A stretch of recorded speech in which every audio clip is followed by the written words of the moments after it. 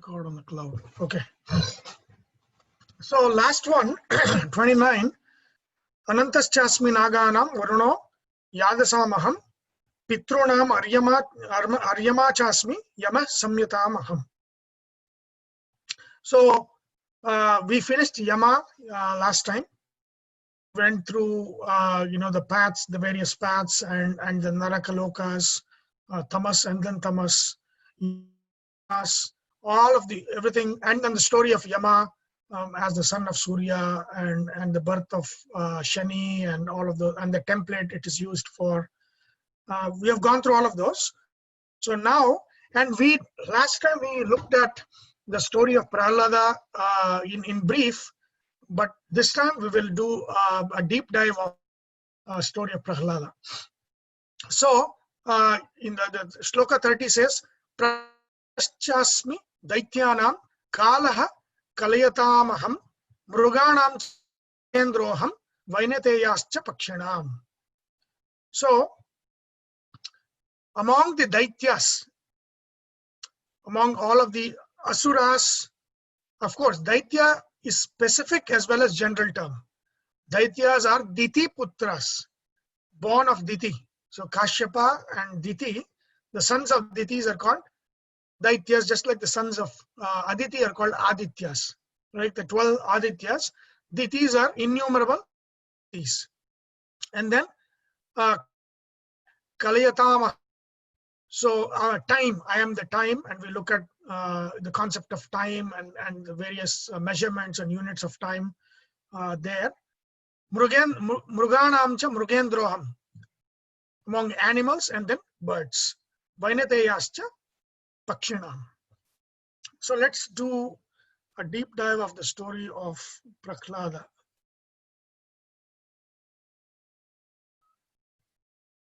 Do you see the spreadsheet? Oh, actually, you see the spreadsheet. Okay, so I don't have to. Oh, we see the bhashya. Ah, okay. Okay, I thought you see the spreadsheet. Okay.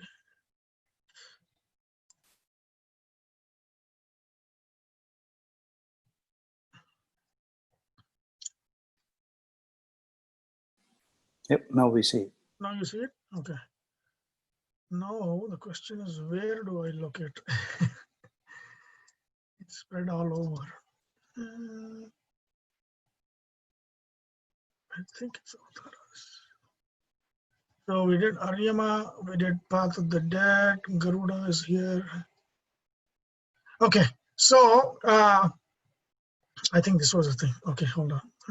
Here. It's good for me to move it on this side. Okay. Okay, where does the story of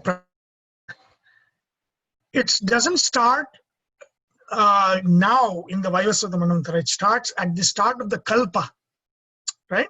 So I'm actually trying to build this kind of a timeline, and where of all of these stories, when did they take place?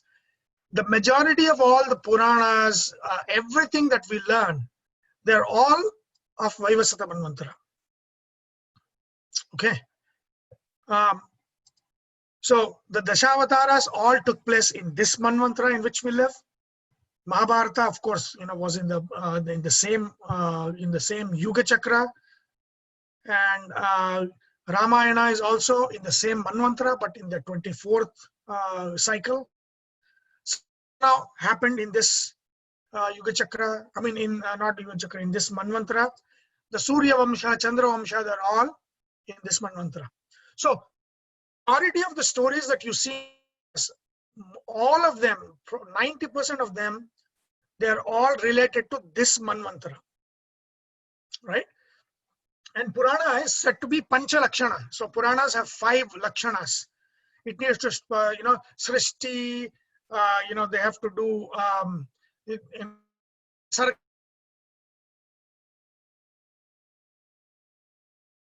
Pratisarga, and then the list to be part of this, right? So because the Sarga is there and Pratisarga is there, then the story, a lot of stories of in Swayambhu Manvantara at the beginning of, the beginning of the Kalpa, You know the difference between Kalpa and Manvantara, right? So Kalpa is the day. So we are like at 7, as in afternoon. On the first day of creation, we are in afternoon.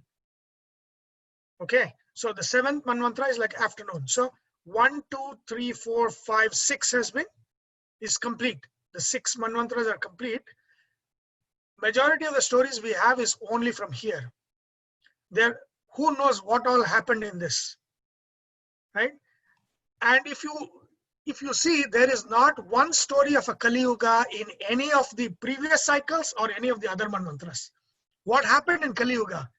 There's no story. So that's one of my questions I have to ask my gurus is, give me one story of Kali Yuga, in a previous Kali Yuga, what happened? I've never seen any of them in any of the Puranas or anywhere. So that would be interesting to see. Is Kali Yugas same way? Are there different kinds of Kali Yugas? Different kinds of things happen? There's not much to talk about that. Sunil, did I hear you say that all the Dashavataras happened in the Vaivasvata Manvantara? Correct. Like I show here. Okay. All of the Dashavataras happened in the Vaivasvata Manvantaras. So what happens in the previous Manvantaras? Was there not anything in the previous Manvantaras? No, of course, there is. Avatars are there in the previous Manvantaras. Right. And also Varaha starts at the beginning of the Kalpa. So I will go through the story. But when we said Dashavatara, the Dharmakarya, right? Remember I talked about Balakarya, Jnanakarya, Mohakarya in the Krishna story? Correct, yes. The Balakarya is the Dashavatara, and Dashavatara is specifically in that order. Matsya, Kurma, Varaha, Narasimha. Right. Order is related to Vaivasvata. Otherwise, the first avatara is Varaha Avatara. Right. The Kalpa starts with Varaha Avatara. Right? So that is it. So Dashavatara is all related to this Manvantara, Vaivasvata Manvantara. The starting of Vaivasvata Manvantara is where the Matsya Avatara happens, the flood. And then, later on, you have different avatars. Samudra Mantana happens. And then in the Samudra Mantana, you see, in the sea, there's a Chakshusha Manvantara. There's a Samudra Mantana. There are 2 Samudra Mantanas in the Purana. One that happens now, and there is a Kurma Avatara in this Vaivasvata. And there is a previous one as well. That story is different. So it is a cycle. When we come to time, we will look at this. Right. Because it's a concept of time. Right. Right? And there's a famous story of Gajendra Moksha. Yeah. Right? And what we call, when we say Hari is a particular form of Vishnu. And that form is the one that Gajendra, he saves him. He saves him. Yeah. Right? And so that happens in the Tapasa Manvantara. And Tapasa himself was a Vishnu Avatara. Vishnu came as a Manu in the Tapasa Manvantara. And Hari, the avatara of the name Hari, took place as the person who delivered, Gajendra, in the sense that he saved him from the crocodile. Okay, but that is not a story of Vaivasvata Manvantara. That's a story of Tapasa Manvantara. So it is very, it's very to kind of track Manvantara, when did this happen, what happened. I want to kind of track that for some of the major stories, like Daksha, right? The story of Daksha, that is here in the Swayambhu Manvantara. Arrange. Son? Okay, thank you, Sunil. Okay. So now I said the story of Prahlada starts from the Kalpa start. That is, when the Srishti started, that is when the story of Prahlada started. How is that? See, Hiranyakashipu and Hiranyaksha took birth in the Vaivasvata Manvantara here. They took birth here. But before that, they were at this point, they were sons of Kashyapa Rishi. Here, whenever we say Kashyapa Rishi sons, that is all in the Vaivasvata Manvantara. Kashyapa marrying Aditi, Aditi having 12 sons, Adityas, those Adityas. So Devatas are called Adityas only in the Vaivasvata Manvantara. In the previous Manvantaras, they are born to some other, and then they ascend the throne of the Swarga to control nature or the forces of nature. In the Raivata Manvantara, it is different. In Tapasa Manvantara, is different, right? So if you look at Swayambhuva Manvantara, Indra was, Vishnu himself was Indra, and his name was Yajna, right? So at that time, came as Indra. Okay.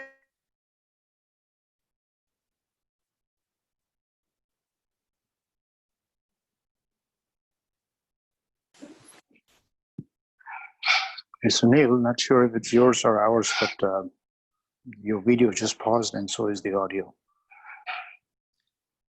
Yeah, we are not able to hear either. So.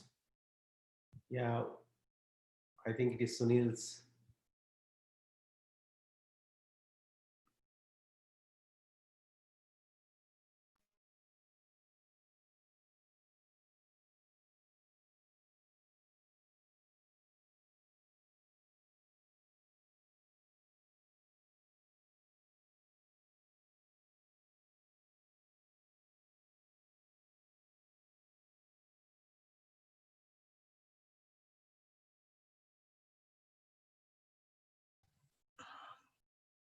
Can you hear me?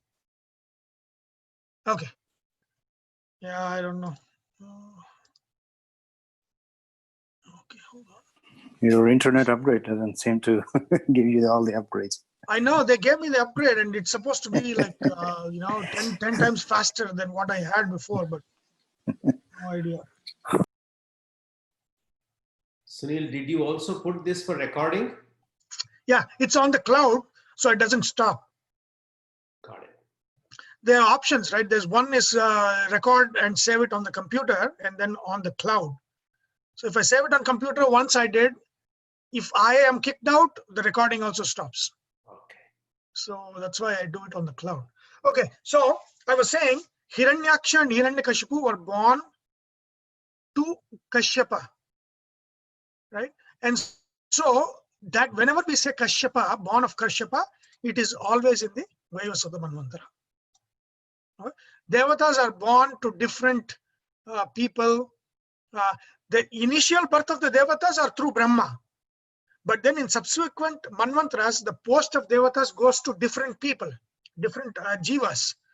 So they are born in different, two different rishis or somebody, and then ascend the throne. So those stories are different. So Indra being born as Aditi Putra is in this Manvantara. And that's the story of how he ascends the throne of the three worlds. And it's not the same for every Manvantara, right? What happened before this birth as Hiranyakashipu and Hiranyaksha, they were actually at the beginning of the Kalpa, the beginning of the Brahma day, even before the Srishti has began for this day, they were called Adi Hiranyaksha, Adi Hiranyakashipu. They're called Adi Hiranyaksha. So if you look at the Varaha story, in one story, he kills him with a blow, a fist blow to Hiranyaksha at the beginning when Brahma is not even created. But then there's a second story of Varaha attacking Hiranyaksha again in the Varaha Avatara in the Vaivasvata Manvantara. So that's two avatars, right? And I'll explain to you what those avatars are and all of this. So Hiranyaksha and Hiranyakashipu are kind of like twins. They are together, right? They're twin brothers. Hiranyakashipu is the elder, Hiranyaksha is the younger. And so the story of Adi Hiranyaksha is, see, Hiranyaksha is the Asura to destroy the world. He is against Bhudevi. That means, and his job is to destroy earth and habitable. or remove it from the orbit. And if you see the story where the earth is sunk in the ocean, and that ocean is Antariksha. And then it is going, and then Varaha goes and brings it back into the orbit and then establishes, and then how the Kalpa starts.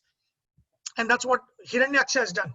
Hiranyaksha wants to, in the Brahma Sutras, there is this Siddhanta, and what is the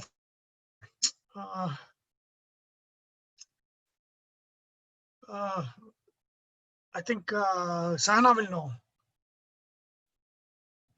What is that? Purva Paksha. Right? There's a Purva Paksha argument, an initial argument, and then there is logic or the reasoning, an example for that reasoning, and then the Siddhanta, an established conclusion.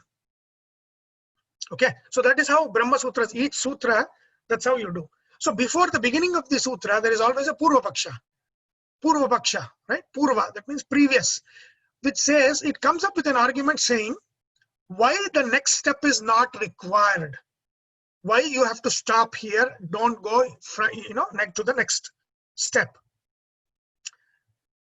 And it gives the reason, okay. Like for example, I'll give an example of Athato Brahma Jignasa.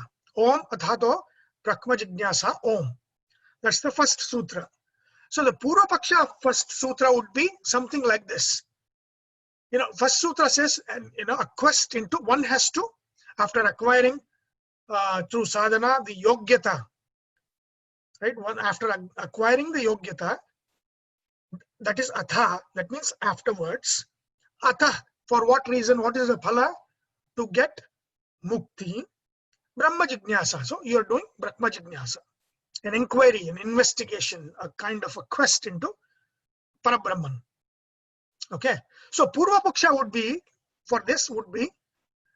there is no God, there is no proof for any God, so there is no investigation or quest required into the nature of God. Because it's Athato Brahma Jignasa is not whether God exists or not. What is the nature of the God that already exists?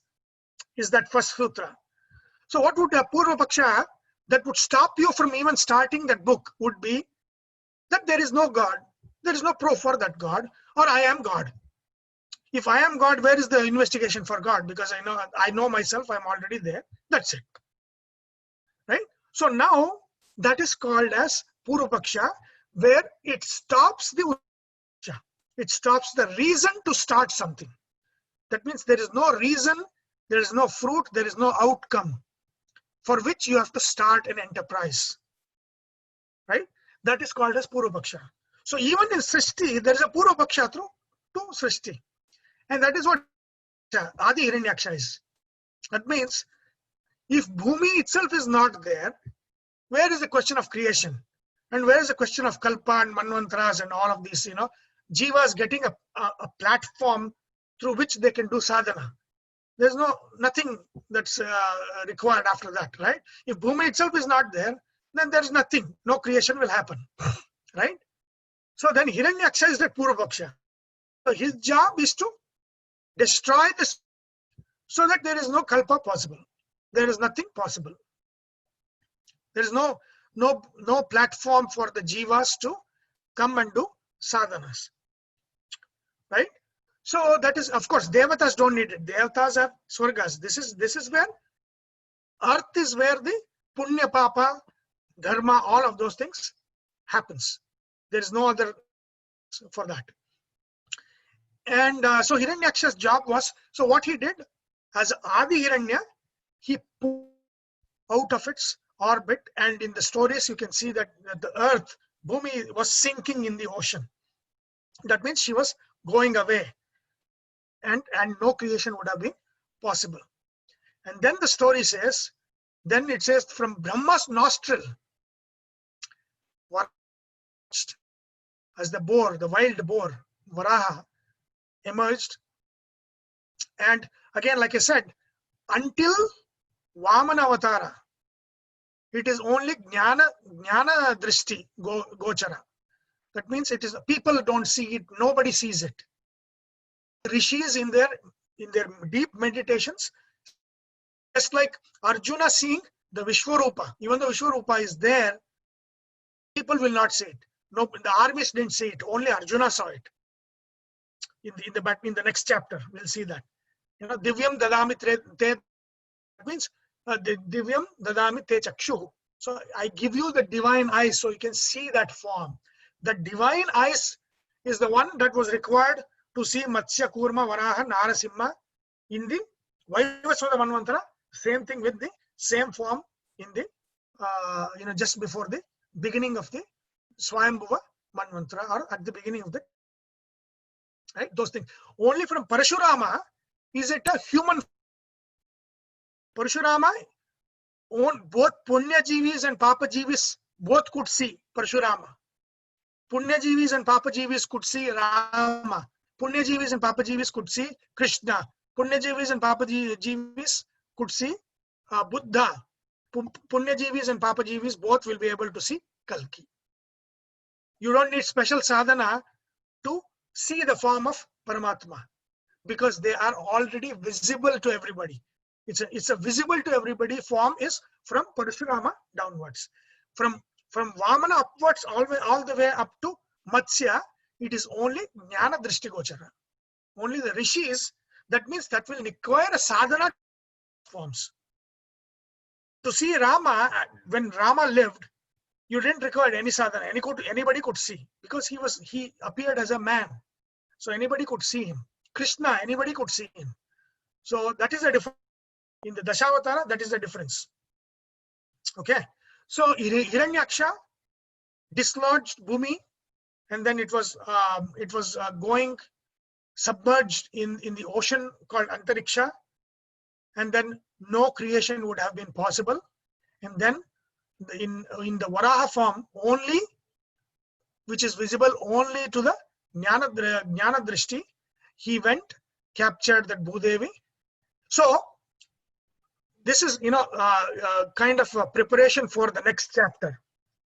Like reality has different levels. I've been talking about this, right? One level is what we see. One level is the physical level, what we see, and there are levels behind that. There are levels behind that in which things are happening, right? And so Varaha bringing the Bhudevi back to the orbit is not in the physical level. It is in some other level. In the physical level, we would have seen some force, something would have happened, and the earth would have drifted back into an orbit around the sun. From a physical perspective, it would have been something hitting the earth and sending it back, or something happening, right? But in the Jnana Drishti, it is the Varaha that is seen as the one that is carrying back. So what Varaha carrying back the Bhumi Devi is something which is Jnana. That means it is not physical reality. It is the reality behind the reality. It is the reality behind the reality. Just like how how Arjuna saw Bhishma and Drona head crushed in the Vishwarupa of Krishna, right? That means their death has already happened, in the sense that in the previous reality, that is already happened. All that needs to happen is that to manifest in the physical world.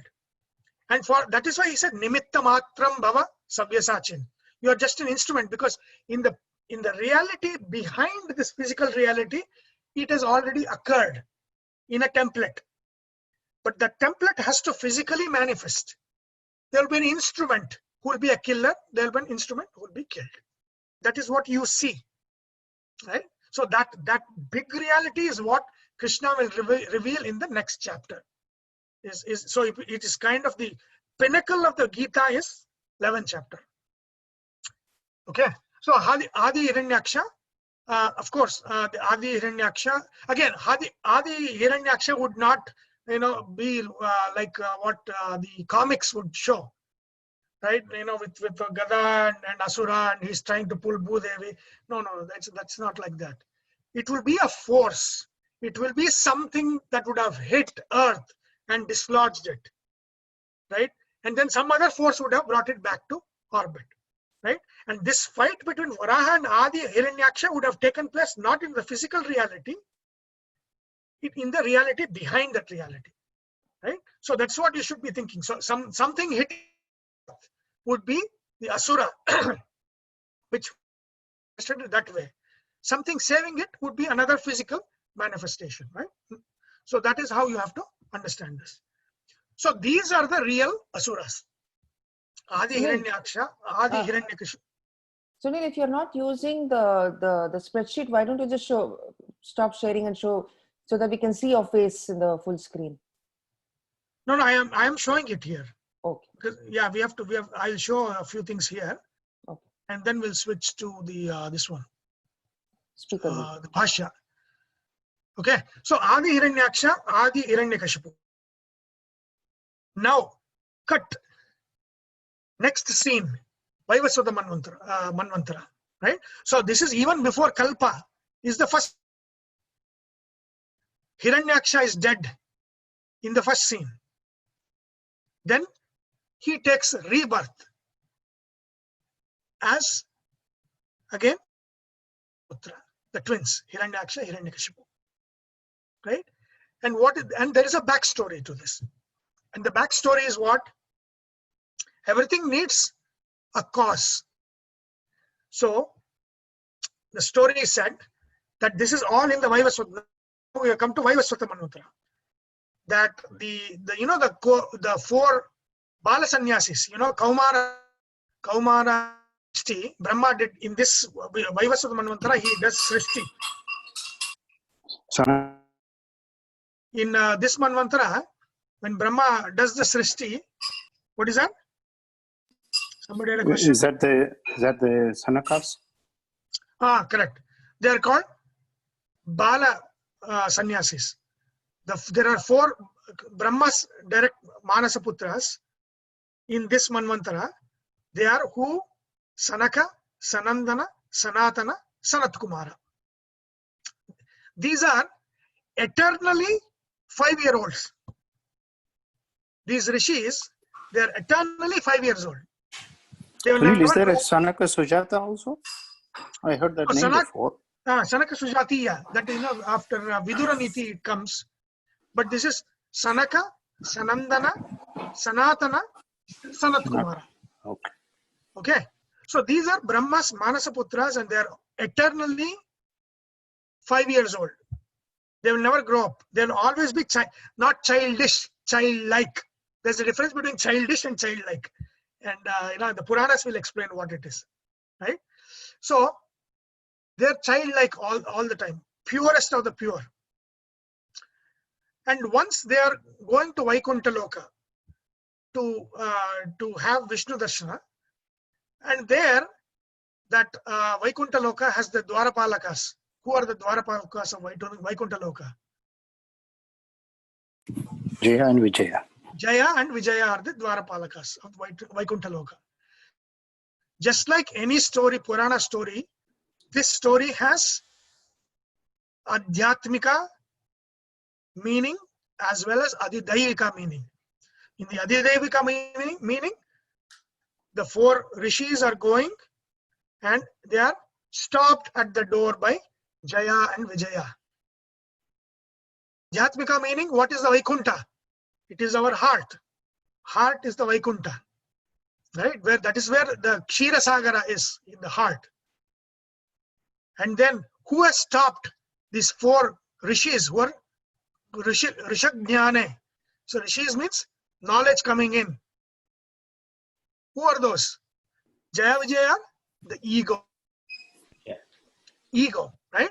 And what is the ego? Because when Sanat Kumara, remember Sanat Kumara, who is Sanat Kumara? It's nothing but Skanda. Kumara Swami. Kama, Pradyumna, Sudarshana, all of them, they're all Skanda or Sanat Kumara, right? So Sanat Kumara, so they're like greatest significance. Sanat Kumara is high or at the level of Indra, right? So they come to the door and Jaya Vijaya says, you cannot enter because Swami has sent, cannot enter. Again, ego saying knowledge, don't enter. And you know, in any government office, the outside, the guy who's sitting outside, right? He will have a lot of authority, the ego, because in control who goes and sees the boss inside, right? That ahankara is what we are talking about for Jaya and Vijaya. That ahankara, that we control who goes in and get the darshana, who stays out, right?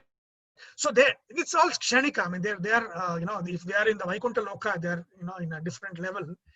But then, so they stop these four rishis, and these four rishis are like, why are you stopping us?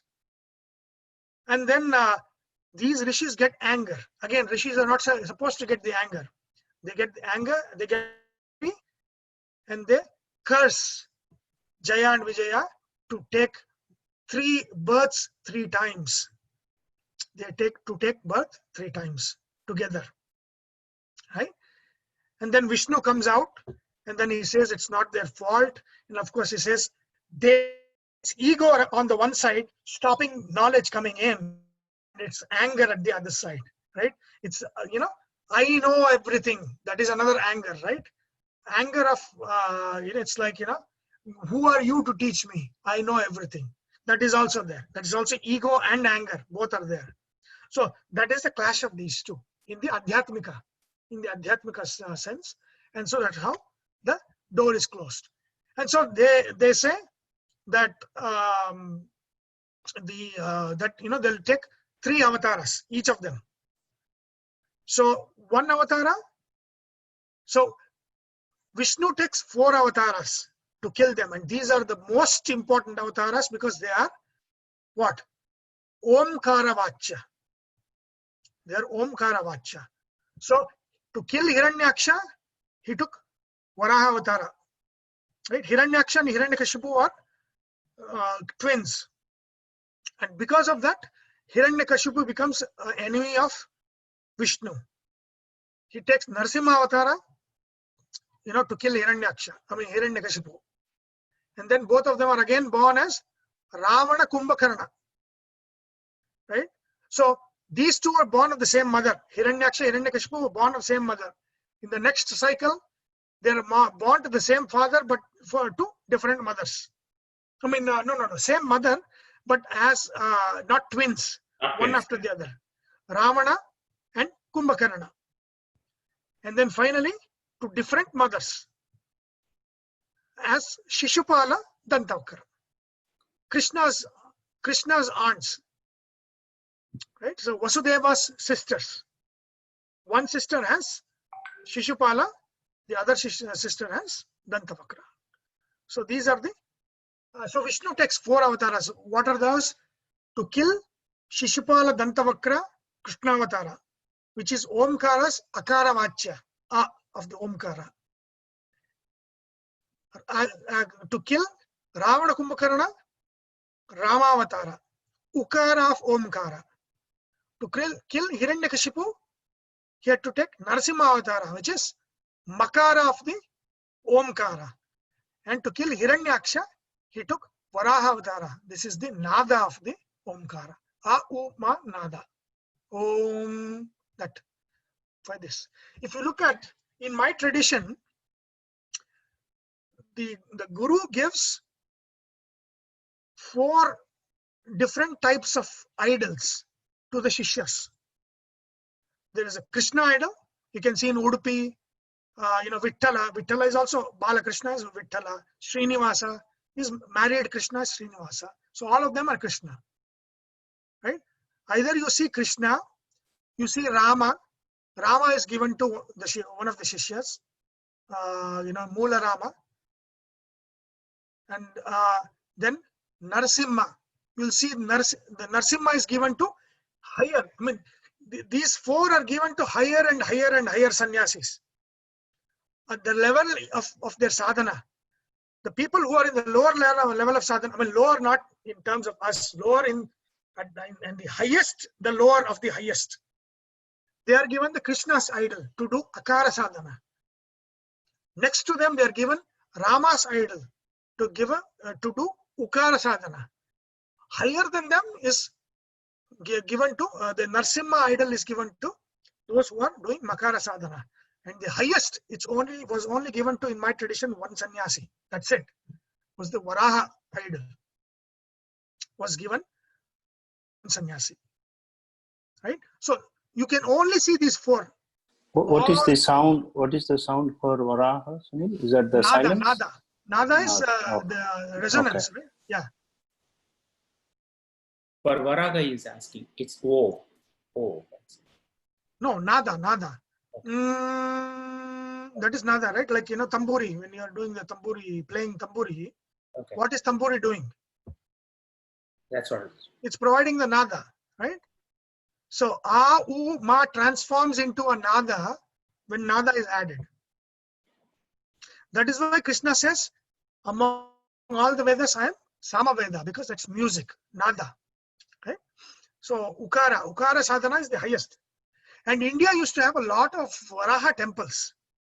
That is another research that needs to be done, because right now the only Varaha temple is in Tirupati. That's it. And also the sad part is a lot of people don't know we should visit that first. I didn't know that until recently. Yes. He is the owner of that mountain. Yeah. Right? So, Probably yeah, the only Varaha, reason why Ali Kapoor never destroyed it. and Varaha is the one who protects the world.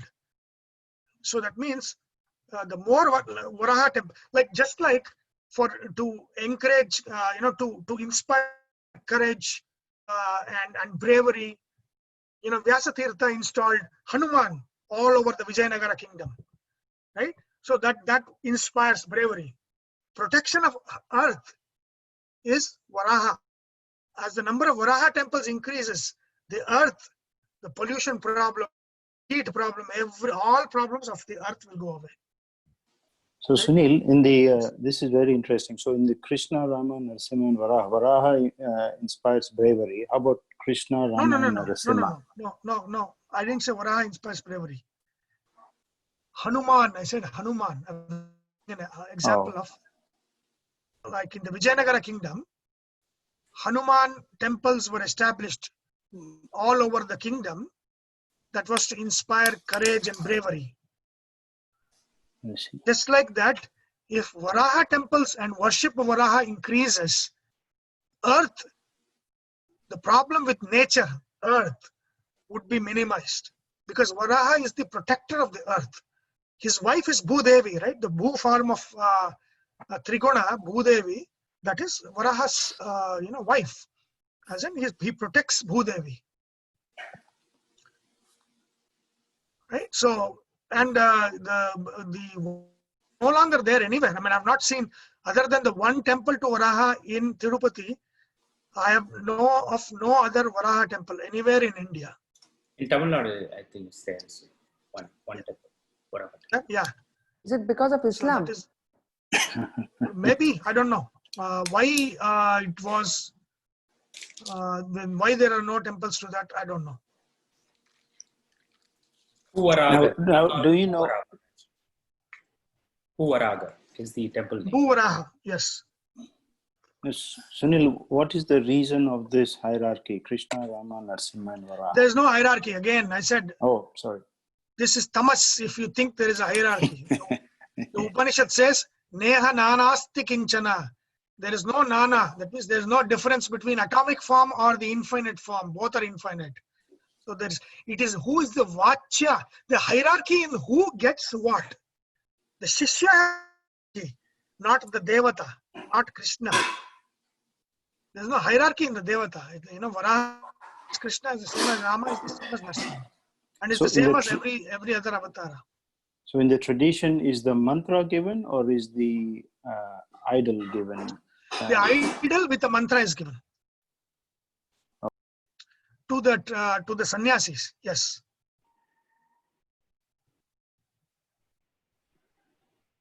Okay. So yeah, so that is what happened, and so he had to take 4 avatars to kill them in their 3 incarnations of Jaya Vijaya, and so they're cursed to be born. Now they are Punyajivis, right? Jaya Vijaya, they are Punyajivis. how do they take birth as asuras? And how do they do all the bad karmas they have done and not go to Narakaloka?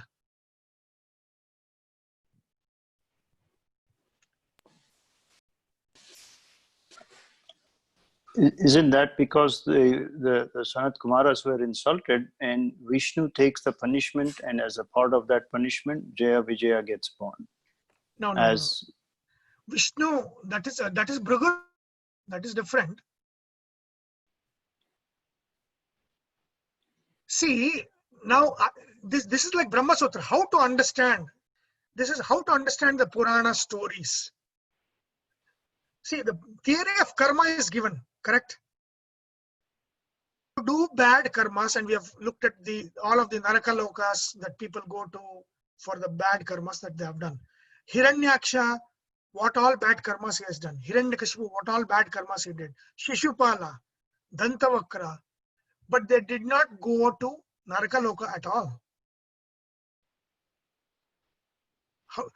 And they didn't get moksha either. Of course, they didn't get moksha. They're supposed to get Narakalokas because they have done worst. I mean, they have to go to Andhantamas. Such is their evil.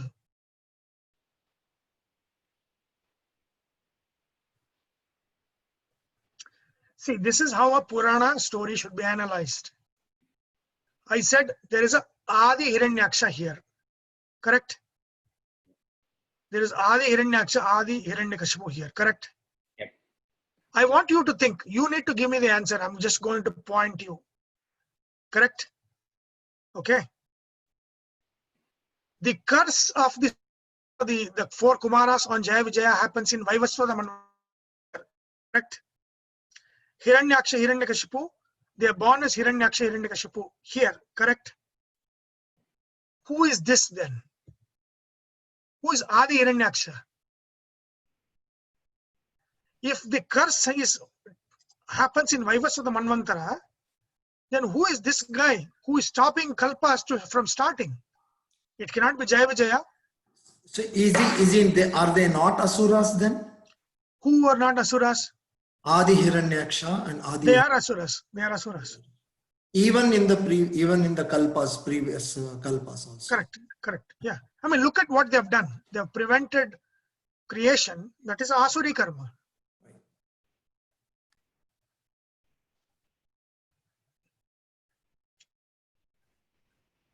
Right? Even before there is a curse in the Vaivasvata Manvantara, there is Adi Hiranyaksha and Adi Hiranyakashipu here. Who are these guys then?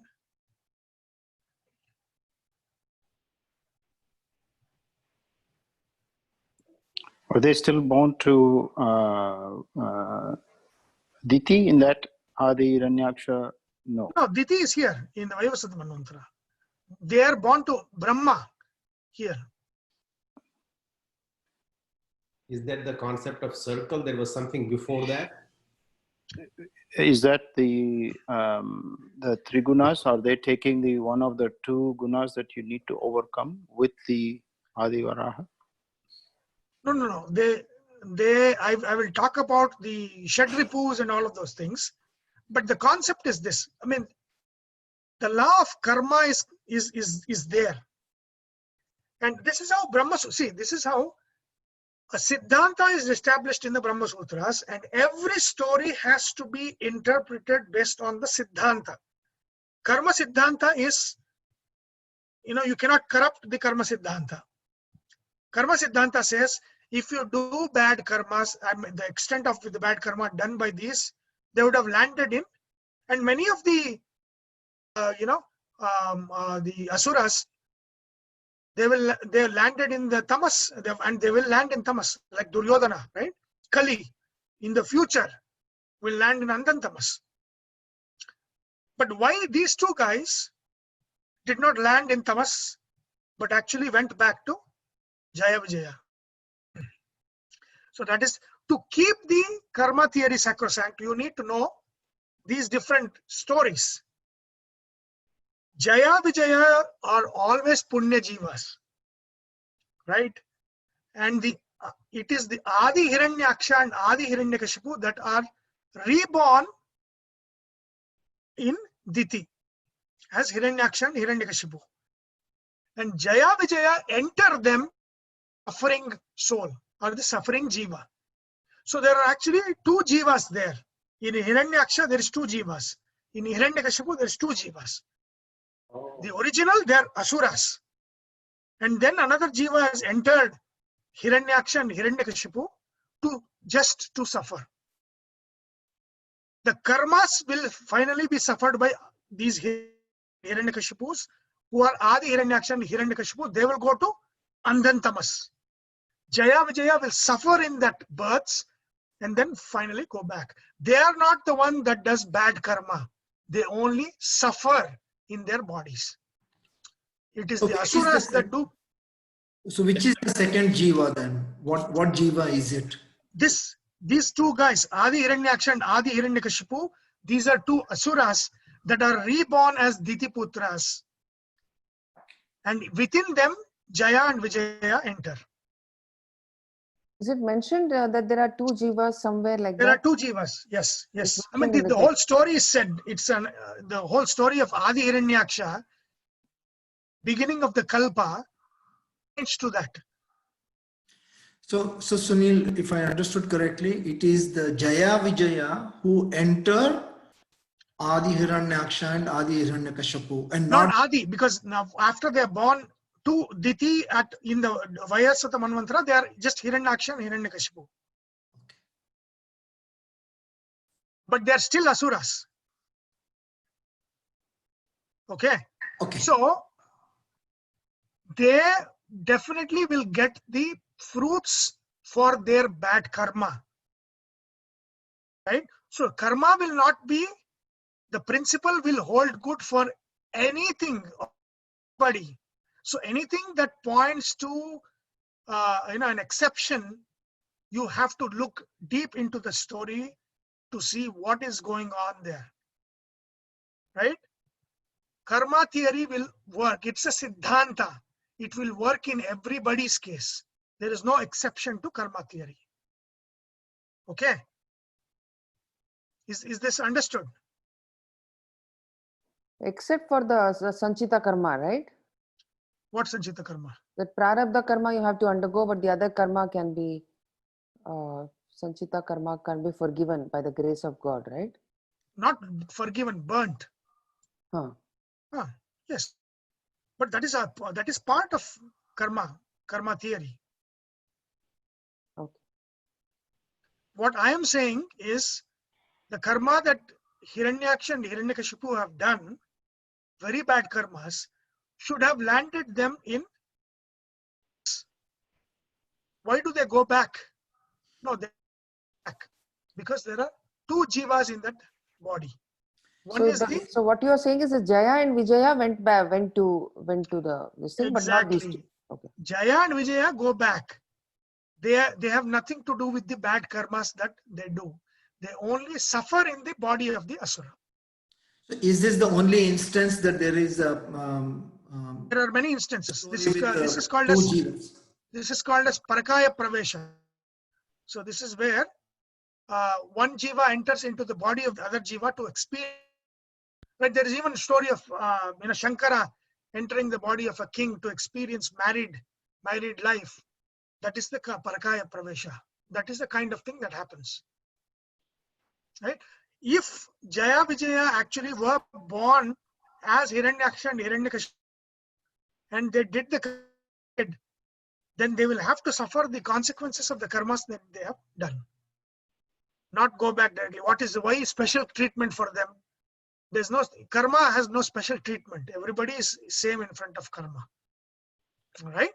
So that is how when the siddhanta is this way, the Puranic stories, you have to dig deep into this to see, okay, what is the story? Then you'll understand, okay, there is an Adi Hiranyaksha, but he is, before even the curse happens, so who is that guy? Who is this guy? And the story says that he takes a rebirth as a son of Diti. But the curse is saying that Jaya Vijaya take the birth of son of Diti. What is going on? See, it's an analytical, it's a critical thing, You have to understand this critically. Not, read it like Amar Chitragatha. when you understand this critically, then you know that karma theory is maintained in this. So Because Jaya saying Jaya Vijaya was born is a wrong statement. No, Jaya Vijaya were born. But they were But not born Jaya as Vijaya, Jaya Hiranyaka. Vijaya were the suffering jivas in that body. Okay, right. Right? Adi Hiranyaksha was born as Hiranyaksha. Adi Hiranyakashipu was born as Hiranyakashipu. And Jaya and Vijaya were suffering jivas in the body. Just like any other Parkaya Pravesha. So the confusion here is in terms of the birth of that jiva. So when they are born, they have only one jiva, but later other. No, they'll have two jivas.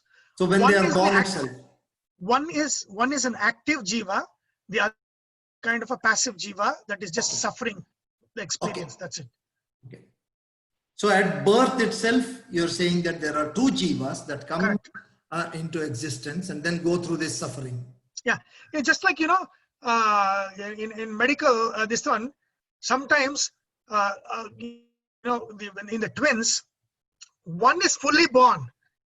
The other one, there will be kind of an extension or something, right? That is actually another baby that did not grow. Right, so it will be like that, or people that have like double body and joined together, right? That kind of a thing, where one is kind of experiencing the asura that is actually doing, and these guys are just sitting there experiencing what he's doing. Okay, now it makes sense. Yeah, so that is what explains how there is Adi Hiranyaksha, Adi Hiranyakashipu, even before the Jaya Vijaya happens in the Vaivasvata Manvantara, and how they are reborn. If they're reborn, then who is Jaya and Vijaya?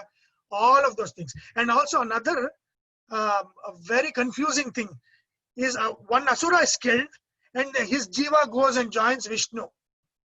Right? They show in TV serials, right?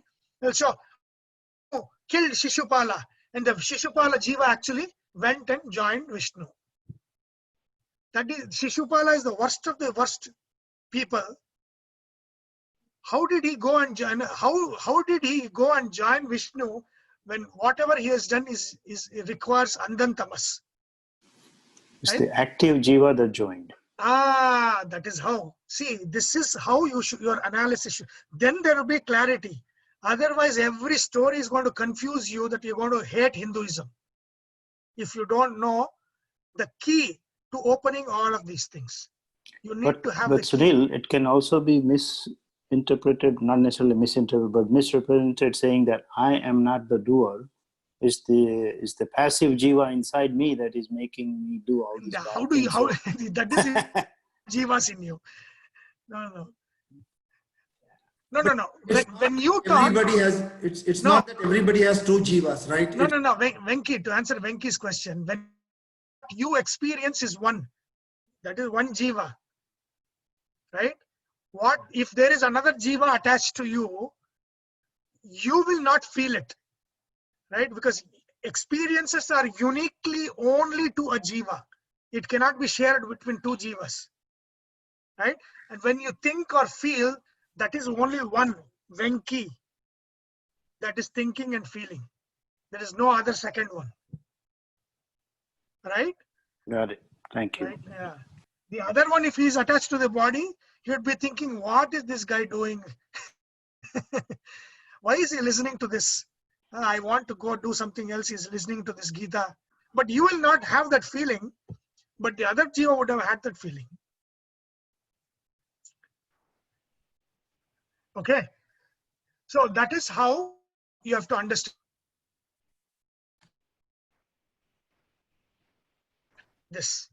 Jaya and Vijaya were born as passive jivas in the active bodies of the Asuras, Hiranyaksha, Hiranyakashipu, who then took the birth of Ravana, Kumbhakarna, then again Shishupala, Dantavakra. Again, these are 6 manifestations, right? So I said, what is Hiranyaksha? Hiranyaksha means he is whose eyes are on the gold. That means it's all about money. Money, everything is money. Relationship is money, this thing is money, education is money. That Bhava, that is Hiranyaksha. What is Hiranyakashipu? I said Kashipu is what? Pillow. Right? Store. Yeah, hoarding. Everything for me. I own everything. I want to steal, We say Astaya. This is like full parigraha, wanting everything for myself. Hoarding, right? Greed. Greed is Hiranyakashipu. Then in the Varaha form, he killed what? Wealth. He killed that. In the Narasimha form, he killed greed. Then what happened? Ravana, he wanted every woman in the world. Just like Narakasura, Ravana, lust, Kama. Ravana, in the form of Rama, Ravana was killed. Right? Kumbhakarna. Kumbhakarna is nothing but Mahamoha. Right? Jadya, procrastination at the highest, laziness, procrastination, Mahamoha, Atimoha. That is Kumbhakarna. He also got killed. I was very surprised, Sunil, when I read Ramayana. Kumbhakarna actually came across as very knowledgeable. Yes. When he gave the, discussion with his brother, extremely knowledgeable. I was very surprised. I never heard that before. Yeah, he's knowledgeable, but the most knowledgeable people are the worst terrorists, right? So if you have no education, then it is easy to get them. If he's educated and in things, it's very difficult. That is these guys, right? So that is Ravana, Kumbhakarna. Then Shishupala is what? Mada, right? and fighting among themselves and fighting, hating others, all that kind of Mada. And then Matsarya, Dantavakra, and even Shishupala Matsarya, right? He had a lot of envy about Krishna, who was his uncle's son. So he had all of those things. So all of these Shadripus are represented by these 6 manifestations of Jaya Vijaya, killed by 4 avatars of Paramatma. And therefore those 4 avatars for sadhana are very important. Krishna, Rama, Narasimha, Varaha. All temples, if you see, Vishnu will be in these forms only. So Varaha is not there, not many, but if you see, all Vishnu temples are either Krishna temples or different forms of Krishna temples, different forms of Rama temple or Narasimha temple. These are the 3 or the 4 forms you will see. Because the worship, because they killed the 6 ripus, that we in our lives face. These are the 4 forms that is required for sadhanas. Krishna, Rama, Narasimha, Varaha. Vishnu form, right? Sunil? What is that? So the Balaji is the Vishnu form, right? Balaji is Balaji. Krishna. Married Krishna is Balaji or Srinivasa. Balakrishna is Vithala. Okay. So all of these different forms, they're all either Vithala, Krishna, or Srinivasa, married, unmarried, basically all forms of Krishna. Right? I mean, like Padmanabha, you can say is not one of these. It is Narayana, right? It's the previous one. All of the majority of all of Vishnu will be one of these 4 forms. Okay. So now we come to the story of this. So, the second time, Hiranyaksha tried to push Bhumi out of its orbit, and the Bhumi was floating away. And then again, Vishnu took the form of, now it's not Adi Varaha, it's not the Shweta Varaha of which this Kalpa is named. Varaha Avatara that took place, and then he brought back that the Bhumi back to its Kalpa and killed. This time, the Purana says Karanatadanat. That means Varaha, first time it was Mushti Prahara. That means in a fist. A fist blow of Varaha killed Hiranyaksha, Adi Hiranyaksha. Second time, Karanatadana means it is he slapped his ears and killed him. And how do you slap ear and kill? What is that? Destroy the brain. The rod slap. No, there is it's called as a marma point. There is a point in the ear somewhere. A hard blow to that will kill somebody. And there's a lot of instances of people being slapped and then dead after the slap when they were hit in the ear. Right? There is where that is, I don't know, but there is a marma point, and the Varaha says that Varaha hit that marma point of Hiranyaksha and killed Hiranyaksha. That point somewhere in the ear. Hiranyaksha was killed by Varaha, hitting the marma point on the ear that instantly killed him. So that he was killed, yeah, went back, okay, to take another birth. So now his twin brother, Hiranyakashipu is the elder brother. So Hiranyaksha is the younger brother. But tell me this, Hiranyaksha was actually the one first born, Hiranyakashipu was second born. How is this guy elder brother? How is Hiranyakashipu second born, the elder brother? Hiranyaksha the first born, younger brother?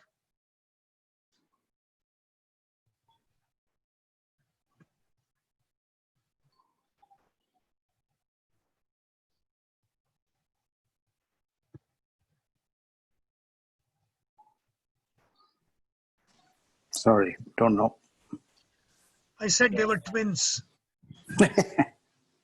In twins, the firstborn is not elder. Firstborn is the younger. He who spends more time in the womb, he is the elder.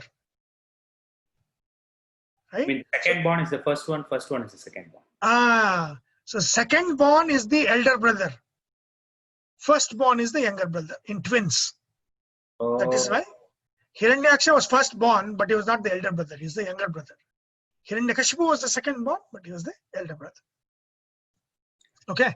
So Hiranyakashipu was enraged. I mean, Vishnu has taken this form to kill my brother, and so I will take revenge on him. And then he does Ghora Tapas to Brahma. Brahma gives him a vara, and I think we went through this last time. Hiranyakashipu Brahma says, I cannot give you immortality. That is not possible.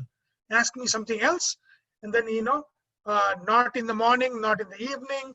I should not be killed by a man or a devata or any of the animals, not by a weapon, or or on this bhumi or in the akasha, not inside, not outside. All of these things, he would have said that it should not happen to me. His vara is given, and then he will take the throne of Indra. He will become the king of the three worlds. And then in his thing is no, like my guru says, secular education. No mention of any dharma, no mention of any Vishnu in any of the education curriculum. That was his rule that he made. Dharma should not be preached. And my guru says that first one to do that was Hiranyakashipu. Second one is Jawaharlal Nehru. So it's the same principle. So don't teach anything, no dharma in the schools, no names of any of the deities, nothing, right? So that was. He changed the education system, right, Sunil? Jawaharlal Nehru? Hiranyakashipu said, you should not, no school should teach anything in my kingdom, in the three worlds, nothing. And then of course he had kids. Prahlada is the eldest. There's a Prahlada. It's all from Khlada. Khlada means, Ahlada, right? Ahlada means that which gives comfort. Khlada is comfort. So Prahlada, I think Anuklada, Aklada and Klada. There were four brothers, of which Prahlada was the eldest, and he was born. And so then when the time, and this is a great thing in the Puranas, a beautiful thing happens.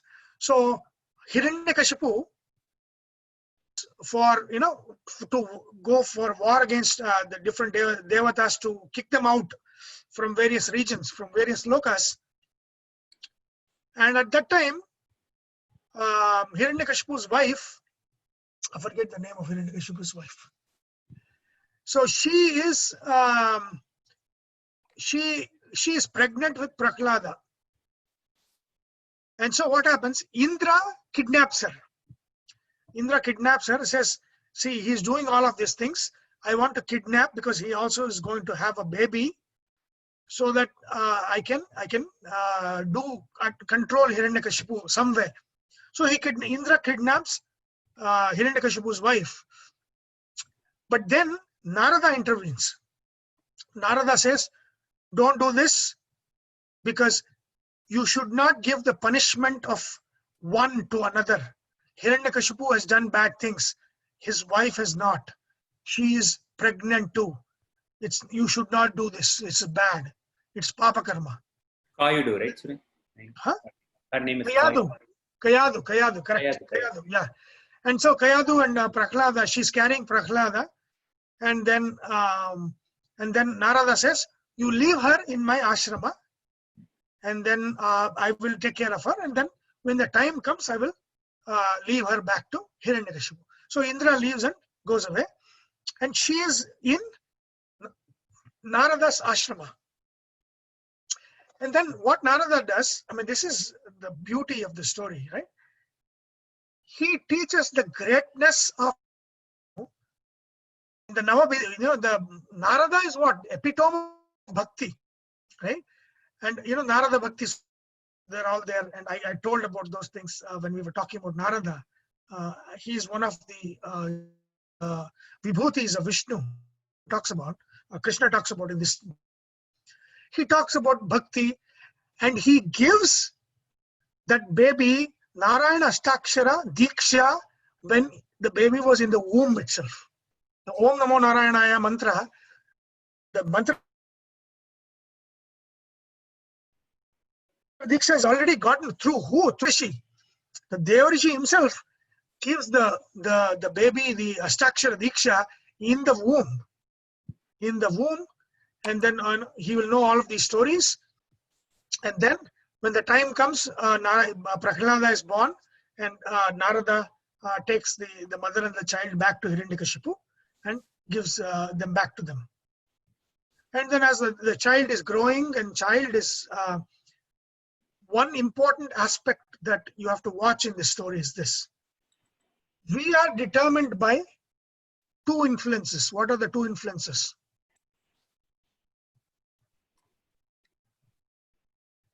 What I am, what you are, what anybody is determined by two influences. Your prarabdha karma, and then No, leave the prarabdha. No, The jiva outcome. swabhava. Correct. Swabhava, prabhava. Prabhava. Right? Yeah. Swabhava is what you are.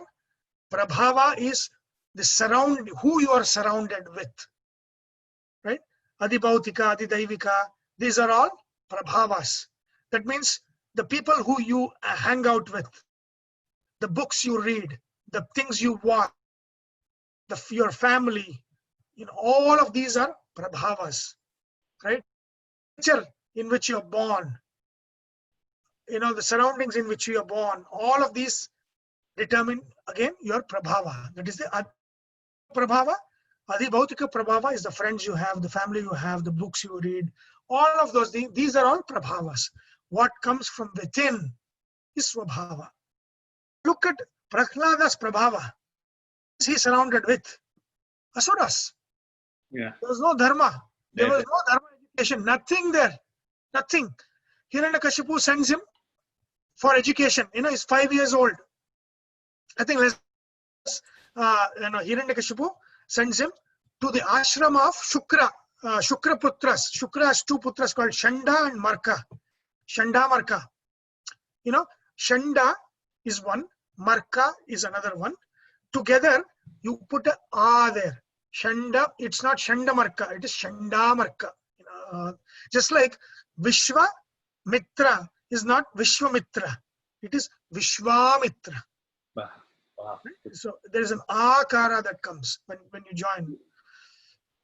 Okay, what is the meaning of that akara, Sunil? It's not, it's just it's a grammatical thing. Grammatical support for that. Okay. So, so they go to the ashram of Shanda and Marka, and there Hiranyakashipu's full instruction, very strict instruction is no teaching dharma, no teaching about any devatas, nothing. The education should be completely what? Secular. Completely asuri swabhava, asuri things, only that. Nothing about dharma. And then they say, yes, we will do that. And then, Prahlada is one among the students. Whatever they are teaching, Prabhava, Prahlada is saying, Vishnu, Vishnu, Vishnu. He is the source of power. He is the source of the creation. And they don't understand, what is this? We are not even teaching that. That name is not itself, Vishnu name or any Devata name is not even mentioned in any of our syllabus. Going out of syllabus and talking something, why, what is this? Why, and then they are unable. And then once Hiranyakashipu comes to test, and then he puts his son Prahlada on his lap, and asks him the question. Okay, just like when you get a small, your small, you'll put your hand on the head and ask him about what did you learn, right? Like same thing.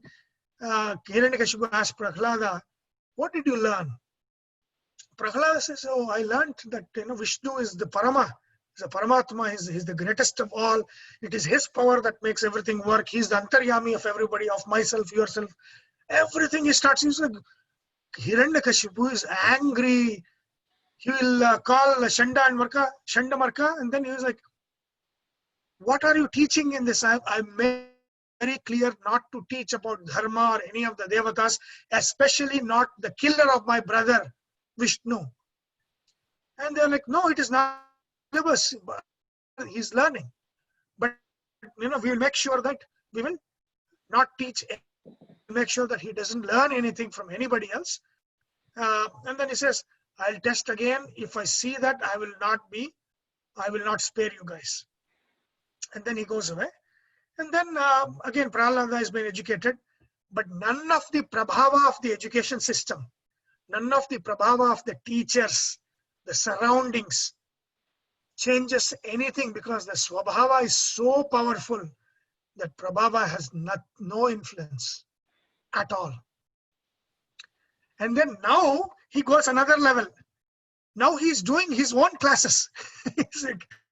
He have classes the whole day, and in the evening gather all his friends students, and then he'll teach about Vishnu. And that is when the students will say, where did you learn all of this? Because they don't, teachers are not teaching us any of these things. Where did you learn? Then he says, I learned it when I was in the womb of my mother.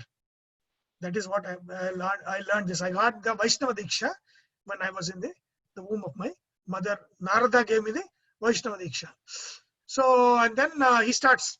So everybody is in the ashrama is learning from Prahlada, and then Hiranyakashipu calls Prahlada along with his teacher to the court. And then there he asks him about what he has learned and all that. Same thing again. Vishnu, Vishnu, Vishnu, Vishnu. He is in everything. He's everywhere. He's in all the pillars and all of these things. Hiranyakashipu gets very angry, and that's when the story. where he says, "Is he in this pillar?" And then, Prahlada says, "Yes, he's also in the pillar." Kashipu starts kind of hitting that with his mace and destroying that pillar. Point, like, and the Purana says that just to make the boy, what boy has said, the truth, he emerged from it. Because Prahlada had so much bhakti that he said, that Paramatma is in this pillar also. He made it true. And so he made himself come out of that pillar, is what it says. And then it talks about the Navavida Bhakti, right? Now, Navamida Bhakti. What is Navamida Bhakti? There are nine types of devotion. Do you know there are 9 types of devotion?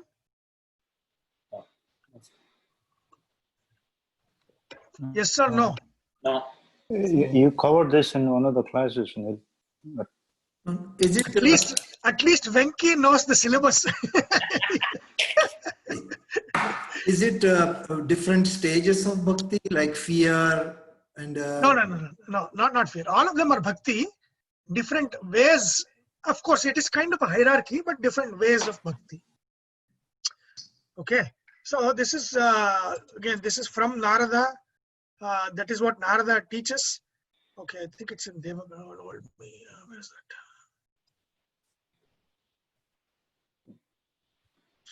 Is it in worship?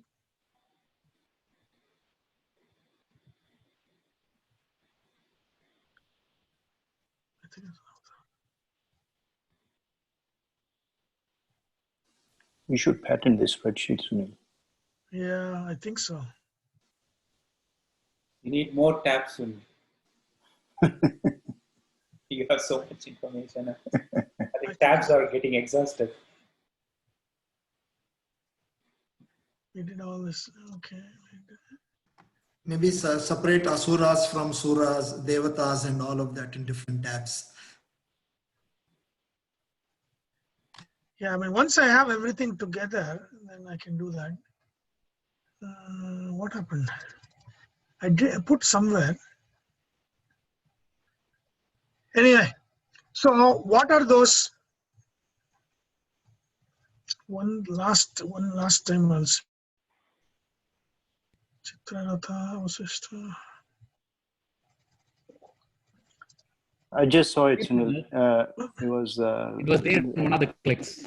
yeah, and Sunil? just 9 forms of bhakti. Yes, here. Yeah. So, what are the 9 forms of bhakti? Shravanam, Kirtanam, Vishnoho, Smaranam, Padasevanam, Archanam, Vandanam, Dasyam, Sakhyam, Atma Nivedanam. With the bhakti. 9 forms of bhakti are there. This is what Narada would have Prahlada when he was in the womb. That Prahlada teaches the friends. What are the 9 forms of bhakti? Shravanam. That is what we are doing now. What are you listening? Shravanam of what? Shravanam of Greatness of God. The greatness. Right? Yeah. So the Shravanam is the Guna Anusandhana. The greatness of Paramatma. Shravanam. Listening to that in a gathering along with people. That is called Shravanam. And that is the first form, in the sense that is one form of bhakti, which is the lowest form. That is where you begin. See, psychology, right? You love or you like the most now. It would have started at some point of with the Shravanam. You would have heard them speak, heard about them, heard about their greatness. That is how love begins, right? Hearing the greatness is what inspires us to like somebody or love somebody, right? That is a natural process. There's nothing here. This is natural process. Like somebody. A likes B. First, by knowing about B, the greatness of B. That is how A will like B. That is called Shravanam. Shravanam is knowing the gunas. The same thing, if it was just Shravanam, then knowing how bad the other person, how you will hate somebody will also be through Shravanam. So Shravanam means it is assumed that it is the knowing of the greatness, or listening of the, hearing the greatness of the Paramatma, the stories of the Puranas and all of those things. That is Shravanam. That is the first step. Without Shravanam, there is nothing. Shravanam is what starts the process of devotion. Okay. Now, Kirtanam is not only chanting, it's chanting, but teaching also. So it is very simple. When you know and others don't, you teach. When you don't know, others know, you learn. That's it. So Shravanam and Kirtanam go together. When others are listening, you teach. When you are listening, others should teach. That's it. There's exchange of information going on. Shravanam, Kirtanam. Right? Nama Sankirtana is chanting, but just Kirtana is, in Shravana you are listening to the greatness. In Kirtana you are telling the greatness to others. Okay. So this class is a greatness, Kirtana. Krishna Kirtana, Vishnu Kirtana, in the Bhagavad Gita Kirtana. It is a Kirtana. The greatness of Paramatma is explained in this Bhagavad Gita, in this class. This becomes the Kirtana. Right? So Shravanam Kirtanam Vishnoho, Smaranam. There is nobody to tell, nobody to listen. Then what do?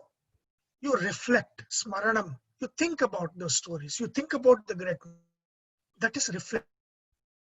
Reflection is the next form, higher form of bhakti. Reflection on Paramatma. Reflecting on the greatness of Paramatma is the next form of greatness of Paramatma. That is Smaranam. Padasevanam.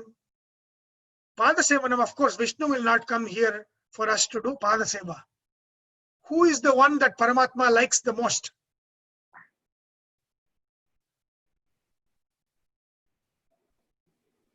What does Krishna says? Jnani tu atmaiva mematihi. Atmaiva mematam.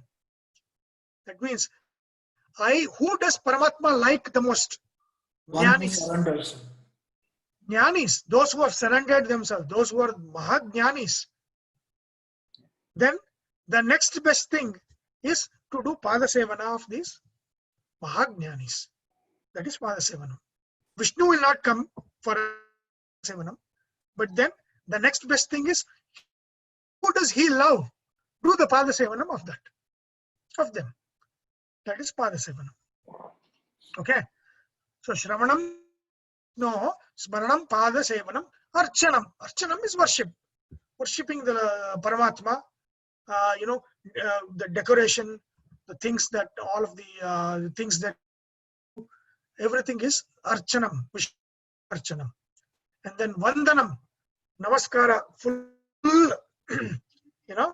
doing the full Namaskara, Ashtanga Namaskara, Panchanga Namaskara, all kinds of Namaskaras. Always, bowing us down to that is Namaskara, that is Vandanam. Next to Vandanam is Dasyam, complete Seva. Who is the epitome of Dasyam? Hanuman. Hanuman. Correct?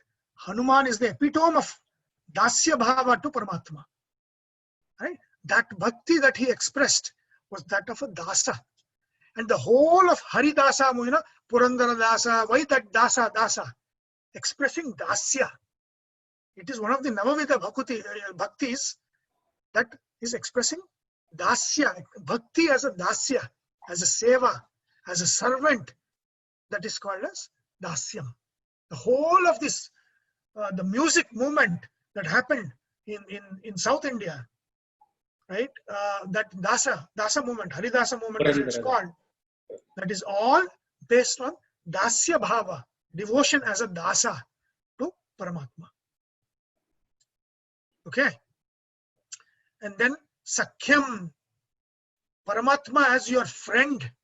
Bhakti express. Who is it? Who did it? Radha.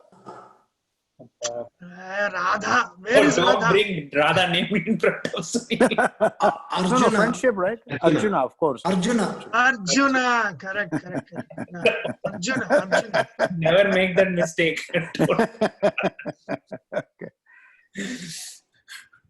Okay. Yeah. So Arjuna he expressed his devotion as Sakhya, friendship, kinship. When Yashoda, treated Krishna as a child, that was also Sakhya Bhava. Yeah, good. Right? It's bhakti, but as a relationship, as that her bhakti was like that. My dad, my husband, all of these things, they were all expressing their bhakti in these forms. It was all pure bhakti. Rukmini Satyabhama expressed their bhakti as my husband. Ashtamahishis, of which Radha is not a part of it. Ashtamahishis, they expressed their bhakti as, to Krishna as a prema. Right? Krishna, Bhima, expressed as Sakhya Bhava, friend, kinship. And of course Hanuman is Dasya Bhava, as I am servant. And finally what? Atma Nivedanam, complete surrender. It is fully you. This word is beautiful. The word in the Purana is this word, Atma Nivedanam. You can split it in two ways. Atma Nivedanam means surrender. Oneself, Atma, surrender to Vishnu. Paramatma, you surrender. The highest form of bhakti is surrender to Paramatma. Of course, surrender with knowledge. It is emotionalism, right? We're talking all with guiding light of knowledge. So, Atma Nivedanam. And then it also has, when you do that, what happens? Atmani Vedanam. Atmani, within you, Vedanam. You will know him within yourself. Atma Nivedanam, Atmani Vedanam. Atmani with Veda, to know. Where? Atmani, inside yourself. Paramatma, you will know Paramatma within your own self when there is complete surrender. That is Navavida Bhakti. Right? Prahlada, Nivedam, fully surrendered. Of course, all of them, Hanuman, they're all fully surrendered. But their expression was through Dasya, but it was full surrender. Even Sri Raghavendra also, right? Full surrender to Paramatma, right? All of them, all of these great bhaktas. And so Prahlada, and he was 5 years old, and no Prabhava did anything. And because he was so fully surrendered to Paramatma, Paramatma said, nobody can control me. Only my bhaktas will control me. Right? I am the sevaka of my own bhaktas, he says. Because Prahlada said that, I made his, whatever he said, truth by emerging out of the pillar. He need not come out of the pillar. But when Hiranyakashipu asked him, is your Paramatma, is your Vishnu inside this pillar? Then Prahlada, in full confidence, he said, yes, he is inside the pillar. And that's when he started smashing the pillar. And then Paramatma kept the word of this and emerged as this, man-lion, most fierce form there is, which is also Antaka form. It is also his form to destroy the universe, in the Pralaya. So that is the form in which the heads of all of the soldiers that are assembled in the Kurukshetra, that he's sucking into his mouth. They're Arjuna says, Damstra Karalani Bhayanakani Churnita Uttamanga. That means the canines are like Bhayanaka, fearful canines I'm seeing, canine teeth. And then he says, I see that the heads of Bhishma and Drona are being crushed by, between the teeth of this fearful being, which is Narsimha form. Right? It is an eternal form. It's not like the one that he just took for this. It is an eternal form in which he revealed himself. Right? Now, of course, he emerges and kills who? Again, Hiranyakashipu, the Purana says, when he saw that, he knew his time was done. Okay, it's done because he remembered his vara, the bone. He said he should neither be a man or a devata or any animal. Then he's so, I did not ask for this. He knew, okay, I'm in trouble. Then Morning and evening. Morning and evening. Then he remembered, it is evening. It's a Sandhikala. It is neither morning or night. And so, okay, he knew. But one confidence he had was he was inside. He was inside the palace. But then Narsimha grabbed him to the door, and then there at the entrance, he sat, put him on the lap. Then it's like, okay, the lap, neither on the Bhumi or in the Akasha, gone case. Then he didn't use any weapon. He used his nail, Nakha. Grabbed, he opened his thing, and then the Purana says he pulled his intestines and then put as garland. Why did he do that?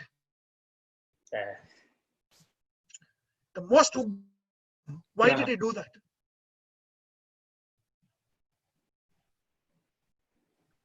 Because there is no garland, he made himself a garland. No. Another example is when Dushasana was killed by Bhima. He opened his chest, took blood from his heart, and acted as if the Mahabharata says he didn't actually drink it. He didn't drink the blood. He acted as if he drank the blood, and then he just let it go. He took the blood in his hands, acted as if he drank it, and then threw it. Everybody thought he was drinking the blood. And it says even Karna became unconscious looking at that scene.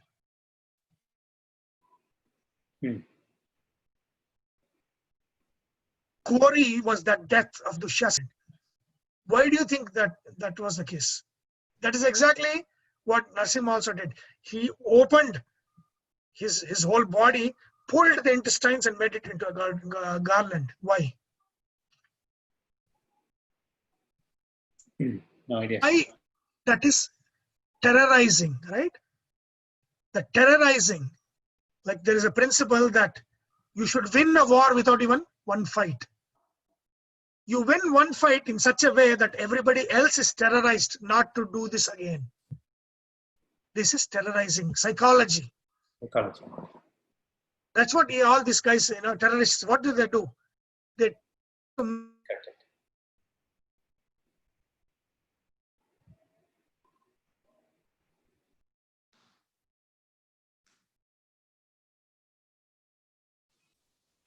Did we miss the most exciting part? Exactly. Yeah, It's coming. lost connection. Where's Sunil? Yeah. We don't have a Kamlesh here when we were talking about Radha thing. So we always have conversation. Big conversation. I'm like, not small. It goes like he doesn't like at all. So like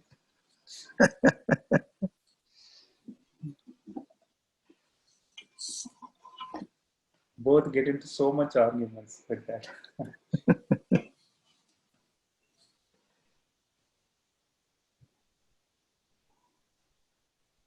Anand, you finished the book? Not yet, Sahana. Huh? Not yet. Okay. Yeah, about a week, 10 days. The first part is a lot of stories. Yeah. I mean, they are like crazy amount of stories in the first book. Hmm. Yeah, Sunil is back. Yeah. Sunil, unmute Sunil. There was some question, and at that time everything froze. What was the question? Somebody was asking. No, you were saying, we are listening. Yeah, like, No, Yeah, you were so saying about the terrorizing, and then we were terrorizing. talking about, Yeah. So the terrorizing, right? So that was the reason why they gave such gory deaths to the villains. You know, whether it's Dushasana being killed by Bhima, and then his chest opened, and the acting of drinking his blood. That that says that everybody who was watching was kind of dumbstruck because they were like, "What happened?" And Mahabharata says that Karna actually fell unconscious looking at that scene. Same thing happened with Narasimha. When he pulled the intestines and put it as a garland, all of the asuras could not see that scene of the greatest, their greatest power, their emperor, being killed like small animal by this gory, gory act by this fearful being. And that is a warning to all of the asuras of what awaits them, right? So That's exactly the scene I want to see in my lifetime.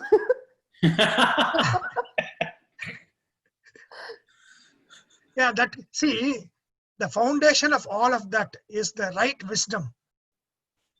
India doesn't have the right wisdom. See, there is a Subhashita, it says, in Kali Yuga, it is numbers. Sanghe Shakti Kalau Yuge. Right? In Kali Yuga, groups have strength, numbers have strength. Right? So that which is popular is always wrong in this world. What is real, you'll have to search for it to find out.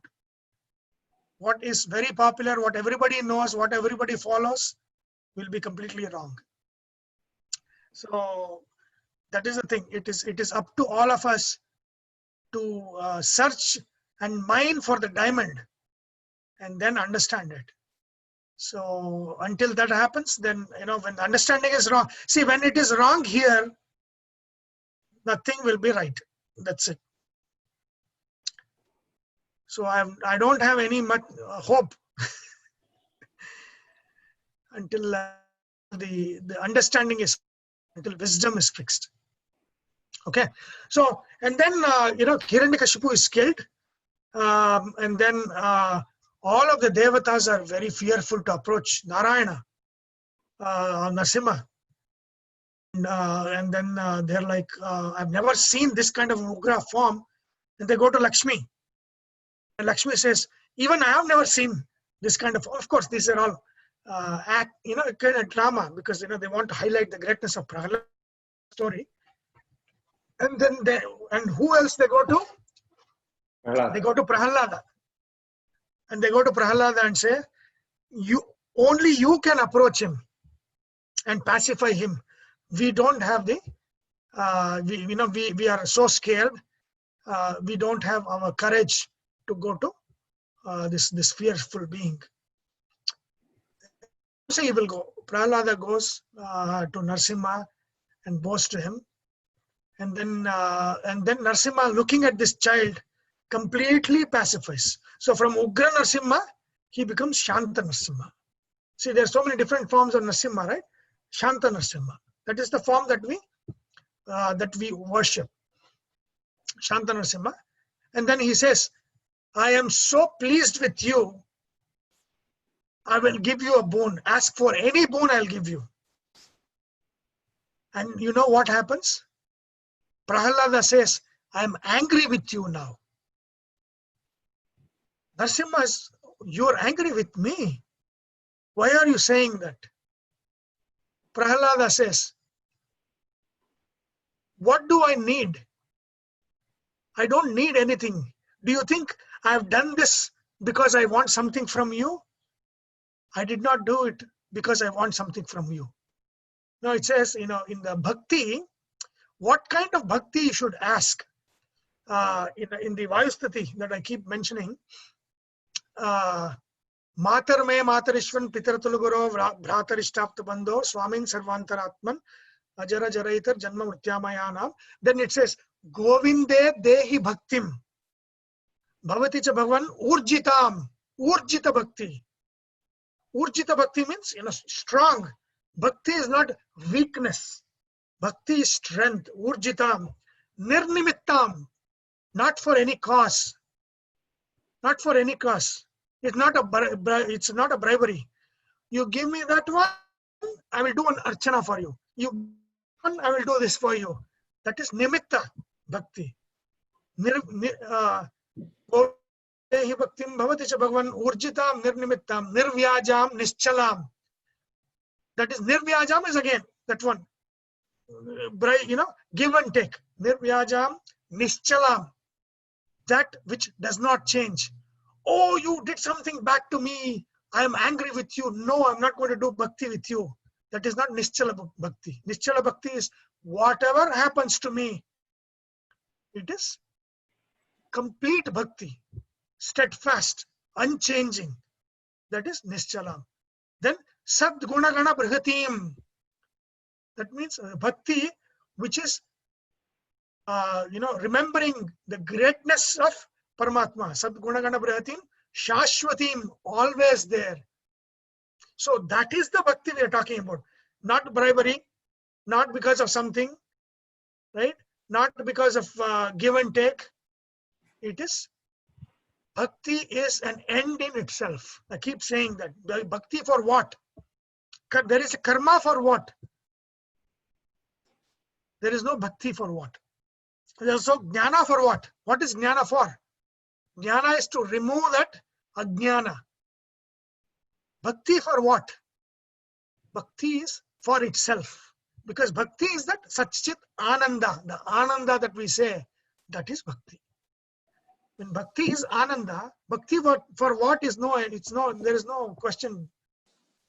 Because that is bhakti for itself. Bhakti Did you is call this Vayustati, Sunil? What did you say? You What is said that? something. Did you say it Vayustati? Vayu, yeah, Vayustati, yes. So, bhakti for what? Bhakti for nothing. Bhakti in itself. Saranagati, Purna Saranagati. Which is end in itself. So it is an end in itself. And that's what Prahlada teaches us the greatest lesson. He says, my bhakti was not for any kind of reason, any kind of a cause. It was for itself. It was just love for its own sake and not for anything, he says. And then he says, but still you said you want to give me bhakti. I mean, you wanted to give me boon too. I asked, Narayana is like, oh, just now you said no, but you're asking me something beautiful. He says, first one, he says, now I understand this, but never ever in future should you make me ask for any boon. That boon I ask you, he says. Amazing. Because this attitude that I have as a 5-year-old, that I don't want any boon, I want a boon that this continues throughout my life. That I never ask you ever in my life for a boon. Give me that boon, he says.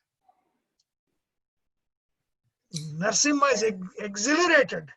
Yeah. Then he says, give me Sadgati to my father. And then Narasimha says, you don't even have to ask. A son who had you as a son, just by that will have Sadgati, which is Jaya. That is what happened to Jaya Vijaya, right? Jaya. Sunil, which one did he ask first? That Did he should ask never, the Sadgati for the father first, or did he ask for that I may never ask any boon? no, that I may never ask any boon, is what I remember. That's the first thing. No, because he says, I will give you 2 boons, he would have said. ask anything. So he says, let me not ask you anything for anything in all my life.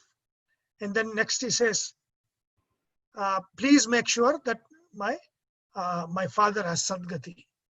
So that is as in for himself. He didn't ask anything for himself. Of course, he asked it for his father. And he said, just having you as you as a son, your father has Sadgati, which is what Jaya, of course, not to Hiranyakashipu, the Asura, but to Jaya, the Devata. Right? And then finally, and then of course he installs Prahlada as the greatest king, and all of the Asura Vamshas starts from Prahlada. So all of the Asuras, his son Virochana, there's a lot of stories about Virochana in the Upanishads, and then his son Bali Chakravarti. They are all the kings of Asuras, and from them all of the Asuras are born. But the greatest Asura is actually the greatest person, Prahlada.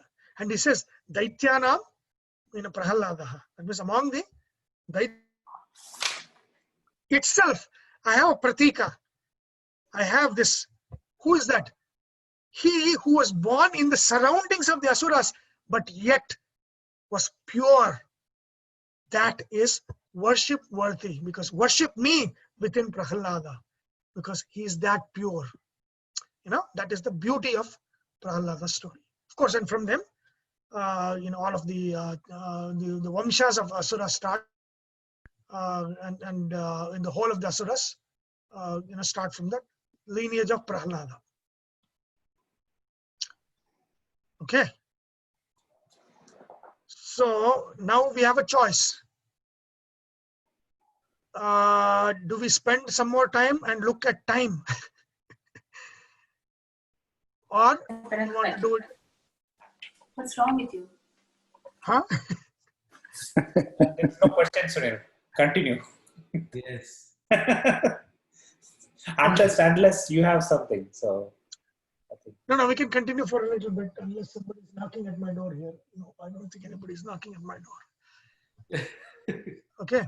So Prahlada is a great Vibhuti in the sense that Paramatma's Avesha was in Prahlada, making him great at 5 years. See, if you look at the Puranas, there are three people, almost three people that were great at that age of 5 years old. One is Narada himself. Narada became, before his birth as Narada Muni to Brahma, I told the story of Narada as a Gandharva, remember? And then he's born in the ashrama of Rishi, and at 5 he would go and sit among the rishis and learn, right? And then he does Gora Tapas after his mother, who's a Dasi, is dead. He goes to the forest and does Gora Tapas. And then he wants to see Paramatma, and Paramatma, there is only a voice that comes and says, in this life, you will not be able to see me. You will see me in the next life. And then after his death in that birth, he's born as Narada, always, full, he's the epitome of bhakti in that sense. So Narada, that is the story of Narada. So Narada at 5 years old was at that level. Prahlada, and the other one is who? Dhruva. Dhruva, yeah. Prahlada got the Astakshari, Dhruva got the Dwadashakshari. Dhruva was another. Dhruva is a Swayambhuva Manu story. Prahlada is Vaivasvata Manu story. Dhruva is Swayambhuva Manu story. When you say Dwadashakshari, it's a mantra he used, Sunil, or? Yeah, that's the mantra that he used. Dwadashakshari mantra, Om Namo Bhagavate Vasudevaya, was used by Dhruva. Okay, so at that age, three great people attained the vision. Of course, not vision in the case of Narada. There was a voice that came to him, and then in the next birth he was born as Narada to Brahma, and then Prahlada and Dhruva. Two of them. Great individuals. Okay, so epitome of bhakti. Now, so let's go. I'll not open that one. Instead of that, I'll open myself here. What was? Or can somebody read? See. Okay, Prahladascha Daityanam. We are done with that. Kalaha Kalayatamaham. Kalaha Kalayatamaham. I am Kala. What is Kala? Mrityu Dev. See, the dhatu is Kalabandhane. That means that which binds or, that limits us. It's called Kala. Kala is that which limits us. It is also Kala Himsayam. That means it is Mrityu, killing. That is also death. Death is also. Okay. What is Kala? Kala. Kala, black. Remember I told you? Time. Black. Black. Black. Kala is black. Kala is death or that which binds us. Or time, of course. Time is, etymology of time is that which binds us. Right? Of time is that which binds us is time. Okay. So now, what is time? Let's look at time. Don't look at the time. Okay. Okay, there's a lot I'm showing.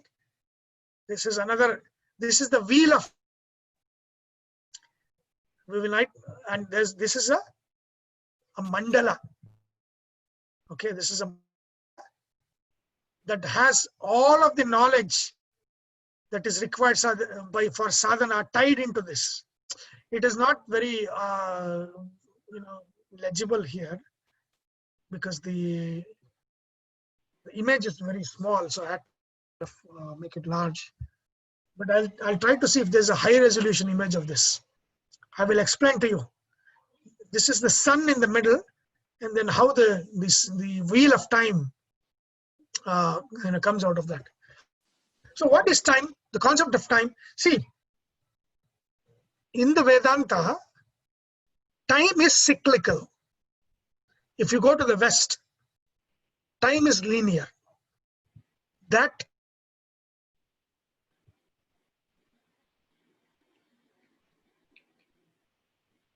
Again. Time stood still. determines the attitude.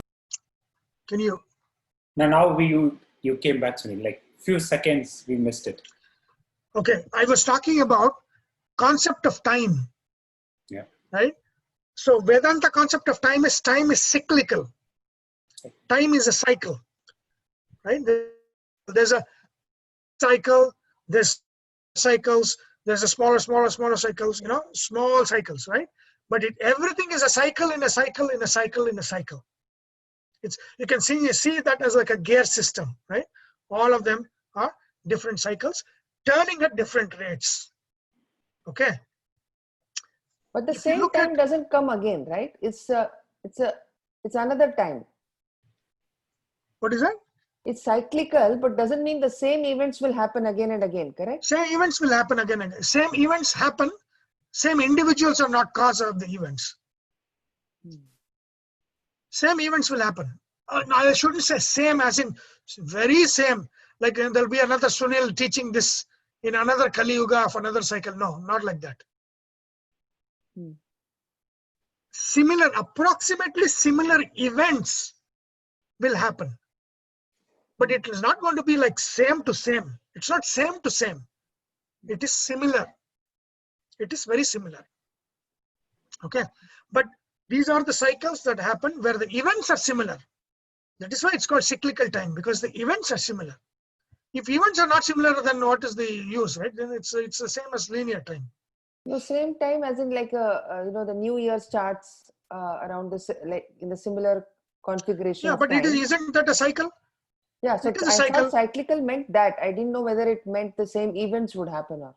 The same events happen, right? I mean, the same spring happens, the same summer happens, the same winter happens. No, even the Tidis and all happen. same way, cyclical only, right? So, That is what I'm saying. yeah, it's Same, it is not same. It is like summer of this year, summer of last year. It is a cycle, but is it the same? It's not the same. It is similar. That is why it's called it's a cycle.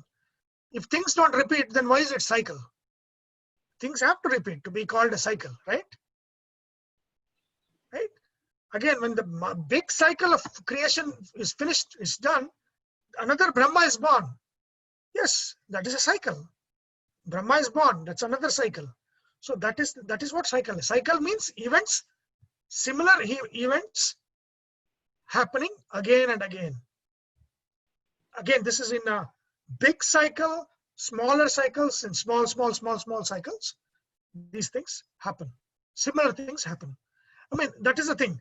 Just like one day similar to another day, but the activities of one day is not the same as the other day. So it is not the same, similar, like that. Okay? Like the seasons, like the day, things like that. That's why it's a cycle. If you go to West Christianity, the concept is linear time. It's not cyclical time. Okay? So for them, time has a beginning, time has an end. For us, time is beginningless, time is endless. It's a cycle. Okay? So what happens is, it is the idea of time that influences culture. What we think, how we think in India, in Hinduism, in Vedanta, is actually, at the core of it, is all derived from the idea of cyclical time. What, say, Christianity or Islam talks about, it is derived from the idea of linear time. Right? So that is the difference between the whole thinking. There is something called as, you should look this up, it's fantastic, the concept called finite and infinite games. Have any of you heard of this? Finite games and infinite games? heard about that. Okay, it's a concept. Forget who the author of the book was. I think the book was itself called as Finite and Infinite Games. And it depends on how the idea of time, kind of makes us behave in certain ways. The idea of time makes us behave as in certain ways. So in finite time, there is a beginning and there's an end, and there's an outcome, right? There's a beginning, there's an end, and there's an outcome at the end. How do you behave? And the example he gives for finite game is any game, football, right? Soccer. There's a beginning of the match, there's an end of the match, there's a winner, there is a loser. The outcome is what? Make the most of that opportunity to win. Correct? Yeah. In cyclical time, the concept is what? In business, this comes in business, right? Let's say me and Anand. If me and Anand have one-time deal, what do I want to maximize on? Profits. I don't care about Anand. I want to win. I don't care about what happens to him. What if I do business with him every day? What if I do business with him every week? We constantly back and forth, back and forth. That is a kind of infinite game. If you cheat the first time, is that relationship possible? It's not possible. So when you are in an infinite game, your thing is maximizing on relationships. It is not maximizing on profits.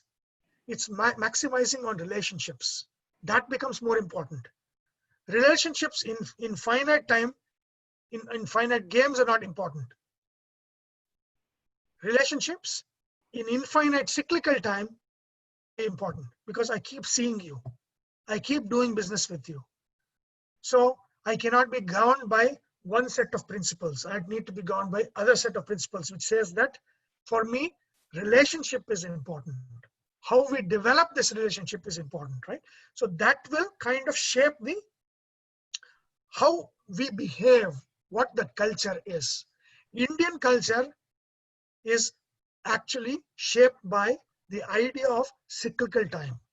West Christianity, even though it had cyclical time because the Greeks had cyclical time, but then the Pope, like everything, cursed the cyclical time and it said, no, it is linear time. There's an outcome, and so maximize that outcome, right? So that happened in Christianity, and so that led to different set of behaviors and looking. The way you look at the world is completely different when you have linear time versus when you have cyclical time. Okay, so we are cyclical time, which means events approximately are going to be very similar in every cycle, right? And again, it is not the same individuals, it is different individuals. That's why we call it the post. It is a post that one gets to. It's not the same Indra in the next mantra. It's some other Indra, but he's the king of the world and he does what he does, right? So that is what an idea of cyclical time is. That is cyclical time. Okay. One thing about cyclical time is what? It has no beginning, it has no end. That means if you do not, in a sadhana, if you do not push yourself to get out of the cycle, you will always be stuck in the cycle. The idea of the linear time tells you that, what is your purpose in life, right? In American thing, you can hear about, I found my purpose. That makes sense in a linear time. That, I found a purpose, that God has a purpose for me. It's a very common thing among Americans to say God has a purpose for me. In a linear time, there is a purpose. In cyclical times, life is purposeless. There is no purpose. There's no built-in purpose, because that's why it's cycle. If you sleep in a cycle, every day will go on and go on and go on. That's it. So there is no built-in purpose to anybody's life. We have to make it a purpose to get out of the cycle, right? That means we have to push ourselves to get out of the cycle. There is no God having a plan for you. Nobody has any plan for you. So it is you defining the purpose, right? You have to define the purpose. Define the purpose. Because nature has not built any purpose into anything living in the world. Nature just is a cycle. That means it just wants to cycle you. That's it. But what about achieving the purusharthas and all? That's not a purpose? Purushartha is desire. Yeah. No, but all that, the dharma, artha, kama, moksha and all that. That is an observation of what people see. You have Maslow's hierarchy of needs, right? There are different levels of hierarchy of needs. You have the needs for food and nutrition, security, and ego, and all of those things, right? And finally, they say self-actualization. Yeah. That Maslow's hierarchy of needs is for us purusharthas. We have 4 levels. We desire good things, bad things. To do good, to do bad. That comes in the dharma. Artha, to get money, to earn things. That is the desire. All the desires that can be grouped into artha desires. Kama desires, to enjoy, to take a vacation, to sit in front of TV. That desire is, all of those kinds of desire can be grouped under kama desires. And then finally, moksha desire is not natural to us. But again, sometimes you feel so, every day it's the same thing.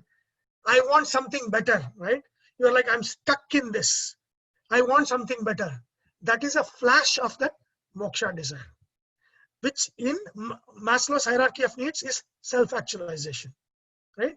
That is, you are unbinding yourself. You're unbound by the grind. Dharma, artha, kama is a grind. When you unbind yourself from the grind, that is moksha. That desire that wants you to be free, that wants you to be liberated, liberate yourself from the grind of the constant, the cycle, that desire, those kinds of desires are moksha desires. You know, in psychology, there's Maslow's hierarchy of needs.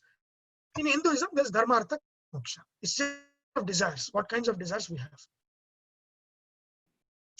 Okay. So you're actually saying there's no sense of purpose of a life in Hinduism, because built in. I mean, there's no built-in purpose. Nature has not built in a purpose where, you know, everybody will one day realize how bad the samsara is and become start sadhana. No. It is a conscious effort on our parts for the fourth desire. The three desires, yes. That is why it's the three of them are grouped together as trivarga. Dharma, artha, kama. Everybody has, whether it's a good person, bad person, worst person, everybody has a desire, you know, with respect to morality. They'll have desires with respect to, you know, money and earning and wealth, and then they'll have, you know, with respect to enjoyment. It is common to humanity, but that's a cycle. Dharma, artha, kama will not take you outside. Moksha will take you outside, but that's not built in. So it is a learned behavior. It's a learned desire, or it's a desire that's probably in an incipient form within us that needs to be cultivated and grown into much more bigger form, in a more matured form. Right. So that is the fourth kind of thing that comes only with you know, in the cyclical the time, there is no purpose to life. Cyclical time means that there is no purpose to life. Right? Life is inherently purposeless. Nature wants you to reproduce, make more babies, die, born again, reproduce, make more babies, die. That's true. What evolutionists say is true. That is the purpose of nature.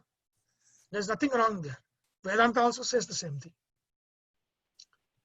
Right?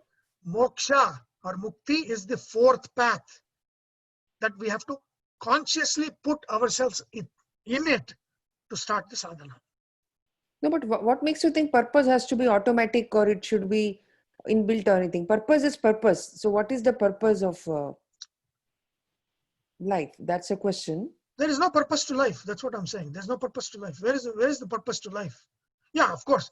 Life has a purpose to reproduce, to take care of yourself, and to die. That's it. So as like we say, we all need to find the real purpose of our life, the real calling. No, there's nothing like that. The real calling is what you find out and make it. You create the calling. Calling is not already in it, in any of us. You create that calling and then follow the calling. That is what I'm saying. I'm saying calling is not something that's built into it that you discover. You know what, in the West they say, I discovered my calling. There is no discovery of calling in Vedanta. There is a creating of, oh, now I understand. I create the calling. I wasted my life in the cycle. Now I understand. I want to create a calling, which is the fourth path that leads me out of the cycle of births and deaths. That is So it's correct. the same thing. When we understand our true nature, when we understand our true nature, then we know our what we want to achieve. No, you have to be told what you want to be achieved. If you had no Vedanta education, you would still do dharma, artha, kama. You would not do moksha. Do you think you'll know moksha without education? Vedanta education without the Upanishads? No, nobody will know. That makes it more challenging for propagating the idea. I think in the Western world, it becomes easy for them saying that God has a purpose for you. Whereas in our case, we have to be told that you find out the purpose for yourself. And that you create the purpose for it. No, find out. Create the purpose for it. Make it a purpose for yourself. Creating the purpose is a lot more effort than saying that you have a defined purpose, you go and become a priest or whatever, the preacher. No, there is something in Japanese also. They have a word for it. I forgot the word. Starts with I. Ikigai. That means Ikigai is- the purpose. It's a of different their life. concept. Ikigai is a different concept. Hmm. Ikigai is kind of a reason to live. That's a different one. Hmm. So they found out that people live longer if life is meaningful. That is a different one. I Is think there it any comes. equivalent of ikigai for us? I had two people speaking. What is that? Is there any equivalent of ikigai in Samskrita, or Ikigai, I'll have to see. I don't know. Purposeful living concept. I don't know. Actually, it comes from their different type of Buddhism that they have. I think it derives from a different branch of Buddhism that they follow. Yeah, of course, yeah. Which is Shintoism. Shintoism is not. It's a different one. Zen is. They have Zen. I don't know where it comes. Ikigai probably comes from. Of course, if you look at all the concepts within the East, they're very similar. These are similar concepts across. I thought ikigai was similar to the purusharthas. Ikigai is not similar to Purushartha. See, Purushartha is anybody, take from any country. Let's say you take from Pakistan, for example. You don't have to tell him Vedanta for him to do something because of what he thinks is morality, or to go earn money, or to enjoy life. Do you need Vedanta for that? No. Right? To know about Mukti, do you need Vedanta? Definitely yes. Without Vedanta education, how will you even know that we are stuck in a cycle and that we need to get out of it, and this is what needs to be done? You'll not know that. So if you cannot do it naturally, how is it built into you? It is not built into you. That is what it says. If it is built into you, you will naturally do without the need for any education. There is no need for Vedanta, because everybody will finally follow that path, because nature has built that into us. Nature has actually done the opposite. Nature has built into us things that will keep in the cycle. Nature doesn't want us to get out of the cycle. Nature wants to keep us in the cycle. Vedanta wants to take us out of the cycle. Sunil, what is this diagram called? This is the mandala. I'll talk about the mandala. I'll tell you more details of this. But this is about time and all the mantras that goes with it. Everything is there. Beautiful. This is complex connections. Any special name for this mandala? This is called Chakrabja Mandala. Is this same as Kala Chakra? No, it's not same of Kala Chakra. Kala Chakra is also there, but this is also kind of Kala Chakra, because sun is in the middle of it. Sun is at the center of this time that is going around. You can see, the months. These are 6 stars here, Shatkona. It's 6 months. Then you'll see the 4 Rashis times 3. So it's 12 Rashis here, and all of those things. What is the meaning I'll of explain to you. Huh? Grini. Surya Deva. It's called Grini. Gruni, yes. Gruni. So it's a beautiful thing. It's the 3 gunas here. So it's a first cycle, the center, and then there's a triangle. Then triangle makes 3 spaces, and these 3, it starts with the 3. The 1 creates the 3. What is this? You can see. You probably will not be able to see. It says Shreem, Cream, Cream. So it's Shreem, Cream, Bhuvas, Swaha, Sattva, Raja, Tamas. So all the 3, all the 3 comes in this. Then they'll draw another circle around it. And then you'll see Ajaviti, Kariviti, Rathaviti. I'll explain on it. This is one class. To explain, this is one class. Wow. This is something that needs to be worshipped. It's how you need to worship, not idol. This is what is the yantra of this. It's one of the great tools for meditation and worship. Okay, and then the Rashis are here, and then Vishnu Shadakshari will come here, the six konas, and then all of the 6 seasons in the year, everything will come here. And then from 6, 8 comes, 8 Ashtagrahas will come here, because now 9th Graha is already here. Ashtagrahas, you can see Ketu, Kuj, those things here. That is here. And then Narayana Ashtakshari Mantra will come here. And then all of those things comes here. And then that leads to 12. 8 leads to 12. And 12 things in 12 months in a year. All of those things come here. And then Vasudeva Dwadasha comes here. And then 12 leads to 24. What is 24? Gayatri Mantra, the number of aksharas in the Gayatri Mantra.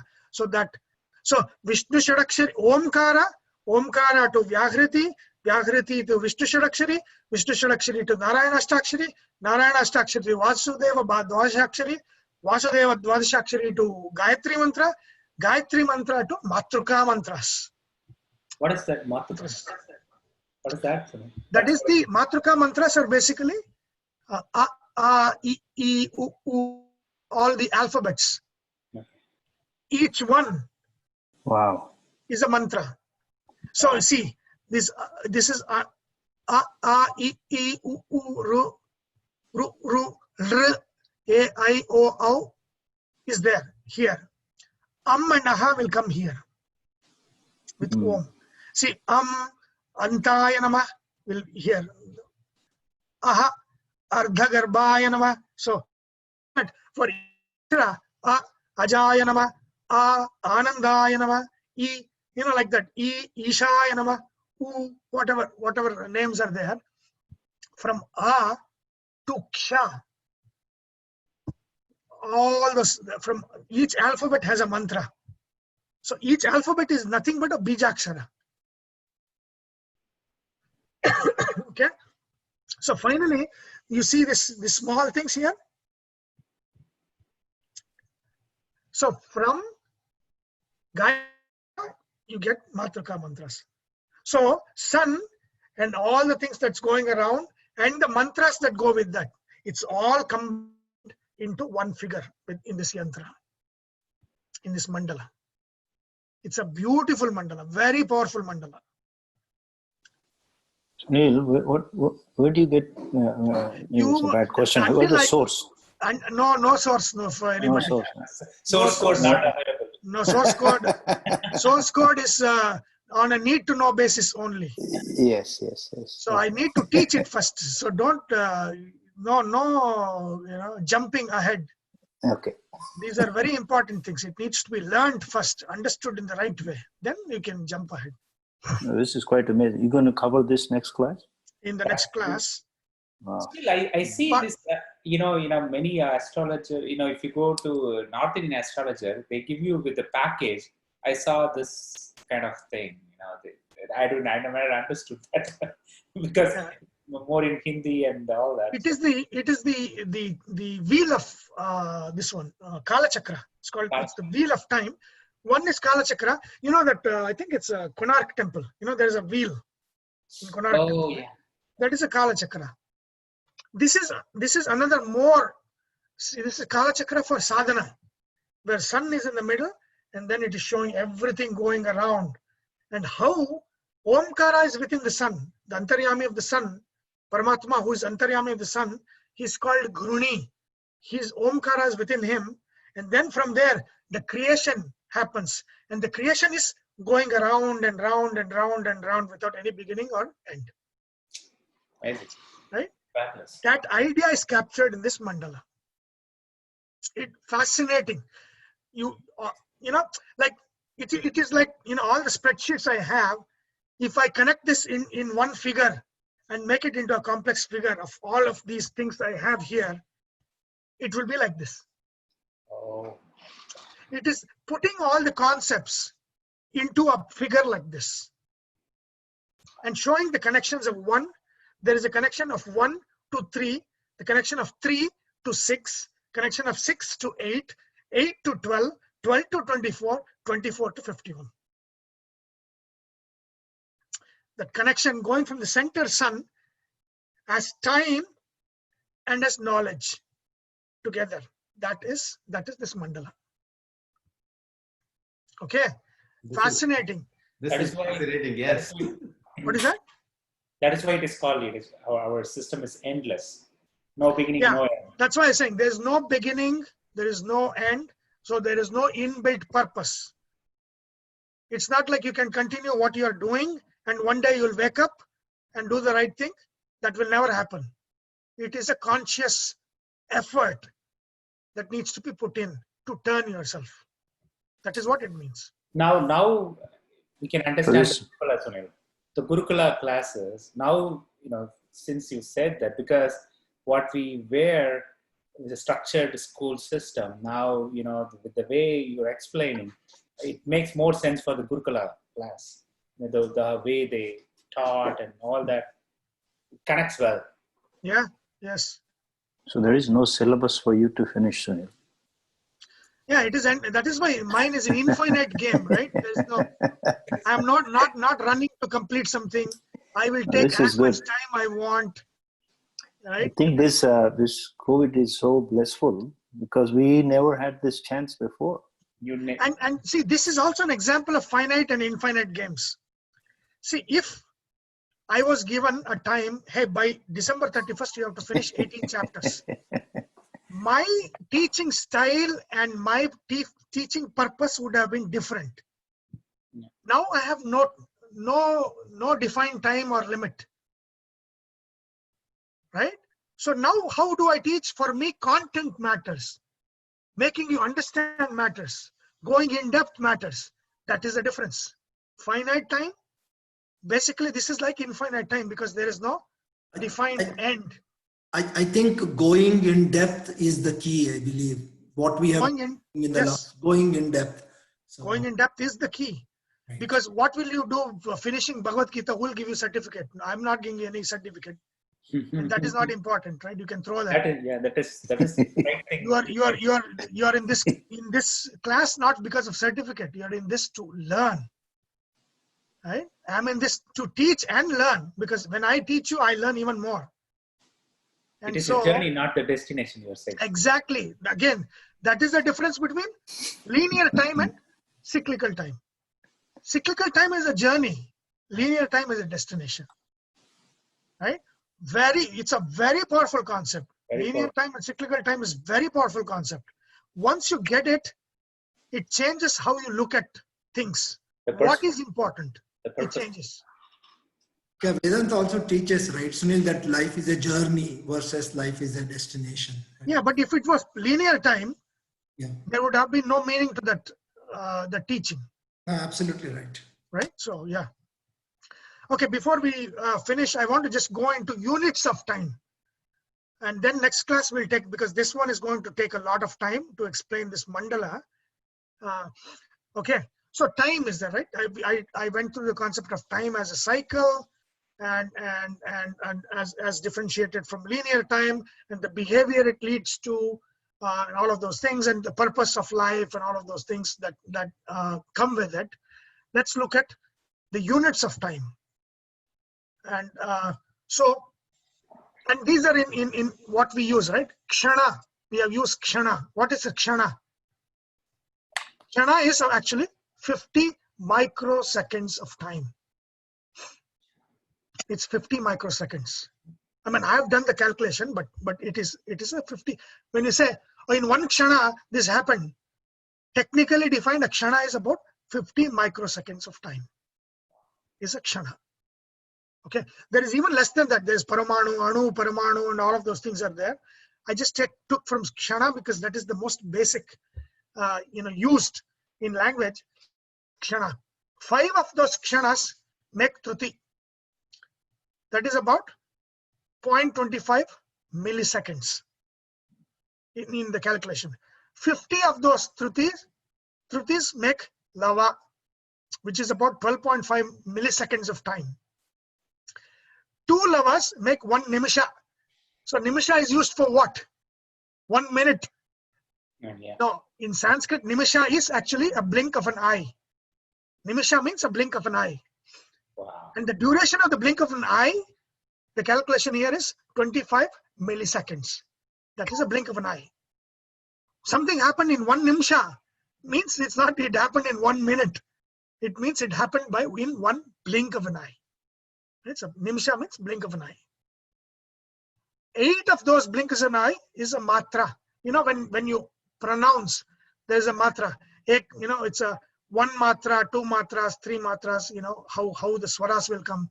You have to say this to people who have Hindi, because they don't use the matra correctly. Half a matra, right? Sunil, it's not Sunil, it's actually Sunila. So Sunil is ardhamatra. Sunila is 1 matra. Sunila is going to be 2 matras, like that. Right? 2 matras is guru. You know, this comes in the poetry, right? Guru lagu. Lagu is short, guru is long, right? Short and long. It's using chandas.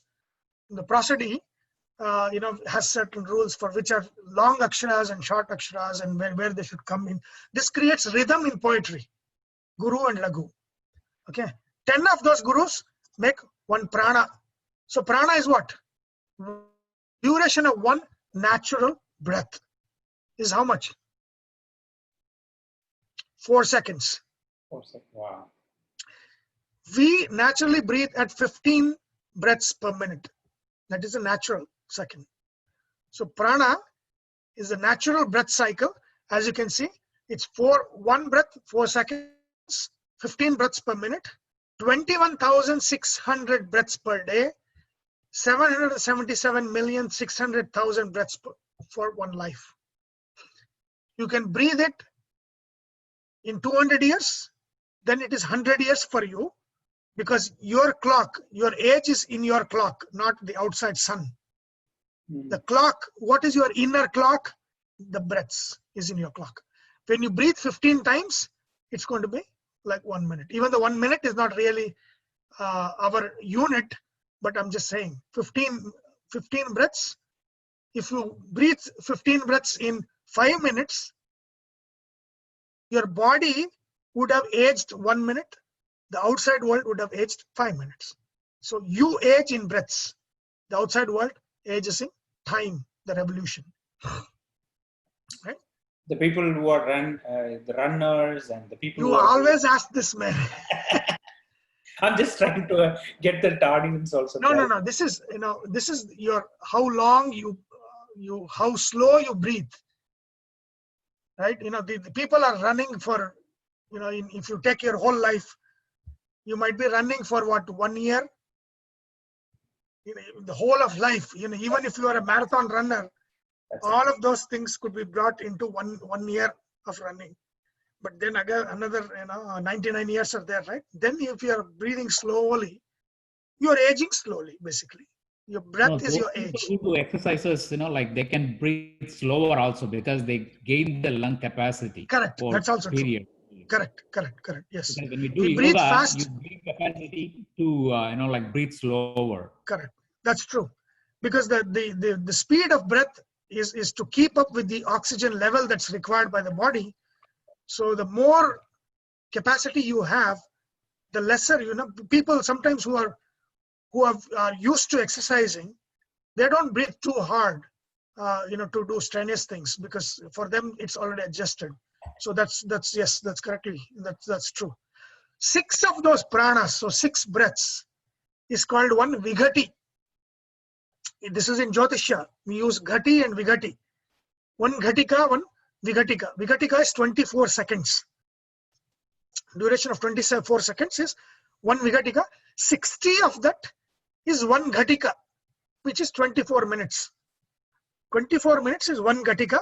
60 Ghatikas is 1 day. Okay. So the time that we reckon is 1 Ghatika is 24 minutes times 60 is 1 day. Okay. We keep saying Muhurta. What is Muhurta? Muhurta means 48 minutes. It's 2 Ghatikas is 1 Muhurta. The only thing which I know is this one. Muhurta. Yeah. No, Ghatika, Vigatika, Muhurta, these are all astrological, used in astrological things. So Muhurta is 48 minutes. It's a 48-minute slot of time is called one muhurta. 15 of those is 12 hours. This is one dina. 15 of that is one ratri. So 30 muhurtas is one day, or 60 ghatikas is one day. So 60 vigati makes 60 ghatis. 24 ghatikas, 60 ghatikas make one day. So one vigati is 24 seconds. So it's a count of 24 seconds. And then 24 minutes, which is 60 times that, is one ghatika. 60 times that is one day. Okay. And then 50 dinas, dinaratris, 15 days is one paksha. Okay. 2 pakshas is one masa, 1 month, which is the moon. Right? These are phases of moon. One moon goes around all of the nakshatras. It takes 1 masa, 1 month. 2 masas is 1 rutu. 1 season is 2 months. 3 rutus or 6 months is 1 ayana. 2 ayanas is 1 samvatsara. 1 year is 360 days or 2 ayanas. 432,000 samvatsaras is 1 Kali Yuga. Wow. Okay. Twice Kali Yuga is Dwapara Yuga. That is 864,000 years is Dwapara. 3 times Kali Yuga is Treta Yuga. That is 1,296,000 years is Dwapara. 4 times Kali Yuga is Satya Yuga. 1,728,000 years. Why is it that Kali is short and Satya is so long? Because the Kali, the worst thing is going to be more. The Satya. No. The rate of change in society is still in these yugas. Let's say if I was born in Satya Yuga, 40 generations before, my grandparents, 40 generations before, would have done the same kind of thing. Here, 1 generation, my kids, I don't know what they'll be doing. Right? Change is quick in Kali. It's kind of an exponential graph kind of thing. As we go further and further, one day to next day is change. You don't know what is happening next day. It's going to be that fast of a change. And that means it's changing, it's unstable, and therefore it crashes fast. And therefore it is the shortest. In all the previous ages, change took time. Right? Satya Yuga change took eons to happen. And that's why that age was same all across. Treta Yuga, change started a little faster. Dwapara, much more faster. Kali, it's just happening so soon. The longevity also changes, right? So longevity, yes. Longevity also changes. And all of those things, yeah. But that's why this ratio of 4:3:2:1 is Kali Yuga is the fastest changing. Satya Yuga is the slowest changing. Okay. Then 1 Yuga Chakra. That means 1 Yuga Chakra. We are in the 28th Chakra. Right? 1 Yuga Chakra is Satya, Treta, Dwapara, Kali. This one cycle of this 4. Think of this as a small wheel. Yuga Chakra. That is 1,320,000 years. That is 1 cycle. And we have done in this Vaivasata Manvantara, we have done 27 cycles already, plus Satya, Treta, Dwapara, just before us. That is what we have done in this Vaivasata Manvantara. Okay. 72 of those cycles, we are in the 28th. When we go finish the 72nd, then the Manvantara will end. And what is the Manvantara? It's 311,040,000 years in duration. Is 1 Manvantara. So Vaivasvata Manvantara will finish in 311 million years. After, there'll be another, this 28, 38, 48, 58, 68. So another 44 Kali Yugas. There'll be 44 more Kali Yugas until the end of this Manvantara. Okay. And then 14 of those make 1 dina, that means 1 day, just the day, not the whole day, but just the day part of that Brahma's day, the first day of his creation. How much is that? Kalpadina is 4,354,560,000 years. 2 of those is actually 1 day of, that means half of it where creation happens, half of it where it is pralaya. What is the duration of his whole day? 8,709,120,000 years is the duration of 1 kalpa. After that, another new kalpa starts with all the new creation starting at that day. 360 of those make 1 Brahma Samvatsara, 1 year of Brahma. How much is that? 3,135,283,200,000 years will be 1 year of Brahma. Like that, there's going to be 100 years of Brahma, and this is the biggest time block there is. The unit of time is what is the duration of creation. Every creation has a limited duration. And what is the limited duration? 330,528,320,000,000 years is the life of the universe, the life of the creation, whole creation. Wow. Wow. Right?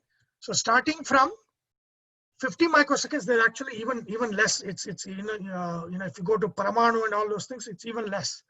But for here, the time, units of time starts from 50 microseconds to 313 trillion years. Those are units of time. Amazing. Right? I mean, look at the conception of universe, the cycle. See, these units, why did these units of time come? Each one is a cycle. Each one is defining these different cycles. There's a big cycle going. That big cycle is the age of Brahmanda. That is the smallest, going slowly. That is the life of Brahma itself. And Brahma is the soul of the universe, right? I mean, when he is born, universe will take birth. When he dies, universe is gone. Pralaya is gone. So twice this is going to be when the next cycle with the next Brahma comes. That's going to be 616 trillion or 617 trillion years from now, or not from now, but that is when there is going to be after Pralaya, because Pralaya duration will also be 313 trillion years. Mahapralaya. Nothing will happen at that time. And then new Srishti with the new Brahma and all of the new things happen. That is going to be start of another cycle. So each one is defining. So this is the biggest wheel in that cycle. Then the next wheel is the year, the Samvatsara. Then the days of Brahma, because each day is a new creation happening. In one day, Hiranyaksha is stopping the creation, and another day something else. It's in the previous night is the Padma Kalpa, right? When it was a previous one. So those things happen, and then within that day, then you have these different cycles. So you have Yuga Chakra, then you have Manvantara, then you have Yuga Chakra, and then within the Yuga Chakras you have different yugas, and within the yugas you have all these Samvatsaras and all of those things. It's again, see, these are all, if you come within the Samvatsara, it is seasons, right? What it's telling you, the rotation of the stars and the seasons. So these are all the cycles. It comes down to the cycle of the day and night. The cycle of the day and night, right? And then if you go below that, the cycle of time, the time is, the Gati and Vigati again and again and again and again and again. And it's all a cycle, right? Some insects might have one Gati of life. So these are all the cycles that is defining different. It's not just for human beings. It's defining life. It's defining universe. It's the wheels, to which everything is yoked. That is the concept of time. From the most minuscule, minute, in the microseconds, even less than microseconds, to trillions of years as one unit. That is how they conceived time. And Krishna says, among all that things that bind. This binds us. This is a wheel that binds us because it's a cycle. Cycle always binds us, right? And so Krishna says, among all the binders, the biggest binder is time, and I am the soul of the time. That means I make time the one that binds. You know, in the next chapter you'll read, when the Ugra form of Krishna comes, Arjuna is like, who are you? Then he says, Kalosmyaham lokakshakrit pravruddha. I am the death, or the time personified, the real time, the real death. Come to cleanse the plate now for the next yuga to start. He says, I am time. That Kala is what this Kala is, what Krishna is talking about. Now we can understand that the day you're saying, right, the chances of being a human, it works now. If you connect that now here, it makes more sense. Yeah. So this is the conception of time as different wheels running at different speeds, and where we are stuck. We are stuck in dinas, in samvatsaras, in masas, and that's it. We're stuck in time. In the wheels of time, we're stuck. And without making a conscious effort, we are not going to get out or break free from the wheel of time. That's the whole concept. And Anand, if you have read in the Adi Parva, there is a story of Uttanka. You know, he goes to the world of Nagas. And he has a fantastic explanation of the wheel of time. That is another kind of wheel of time that, you know, it's a spoke with, 360, it's a wheel with 360 spokes, and, black and white and all, beautiful. You should read that part of Uttanka going. It's in Adi Parva itself. It comes in the very beginning. Okay. I haven't read it yet, Sunil. I will, yes. Fantastic. It's very good. Okay, I think we are almost at 1:30, and I think I've completed everything required for time, other than the mandala. Mandala will take next class, because this is sadhana. This is something that can be used for sadhana. So, I want to explain this, because this is a wheel of time with mantra inbuilt into it. So it is a great concept, which I want to explain. Okay. Okay. Any questions? This is quite amazing, Sunil. Well, just mesmerized. It is Fascinating. it's fascinating. I mean, these are that's why you have to go get in depth into all of this.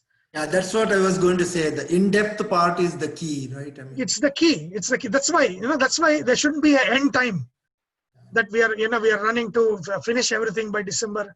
There is no end time. So that's one thing that we sustain to, right, Sunil, in our minds. When you go in depth, that's Yes. what sustains. The more superficial it is, the more it gets evaporated. It becomes sublime. Yeah, no. The more superfluous it is not sublime. Sublime is a different thing. It's right, more. right. Yeah, it is. It's like you don't understand it at that level. It's like you heard it like a story. You lose it. That's it. It doesn't impact you. It doesn't impact the way you see the world. There's no impact. So it's evaporation at a much more higher level. Correct. Yes.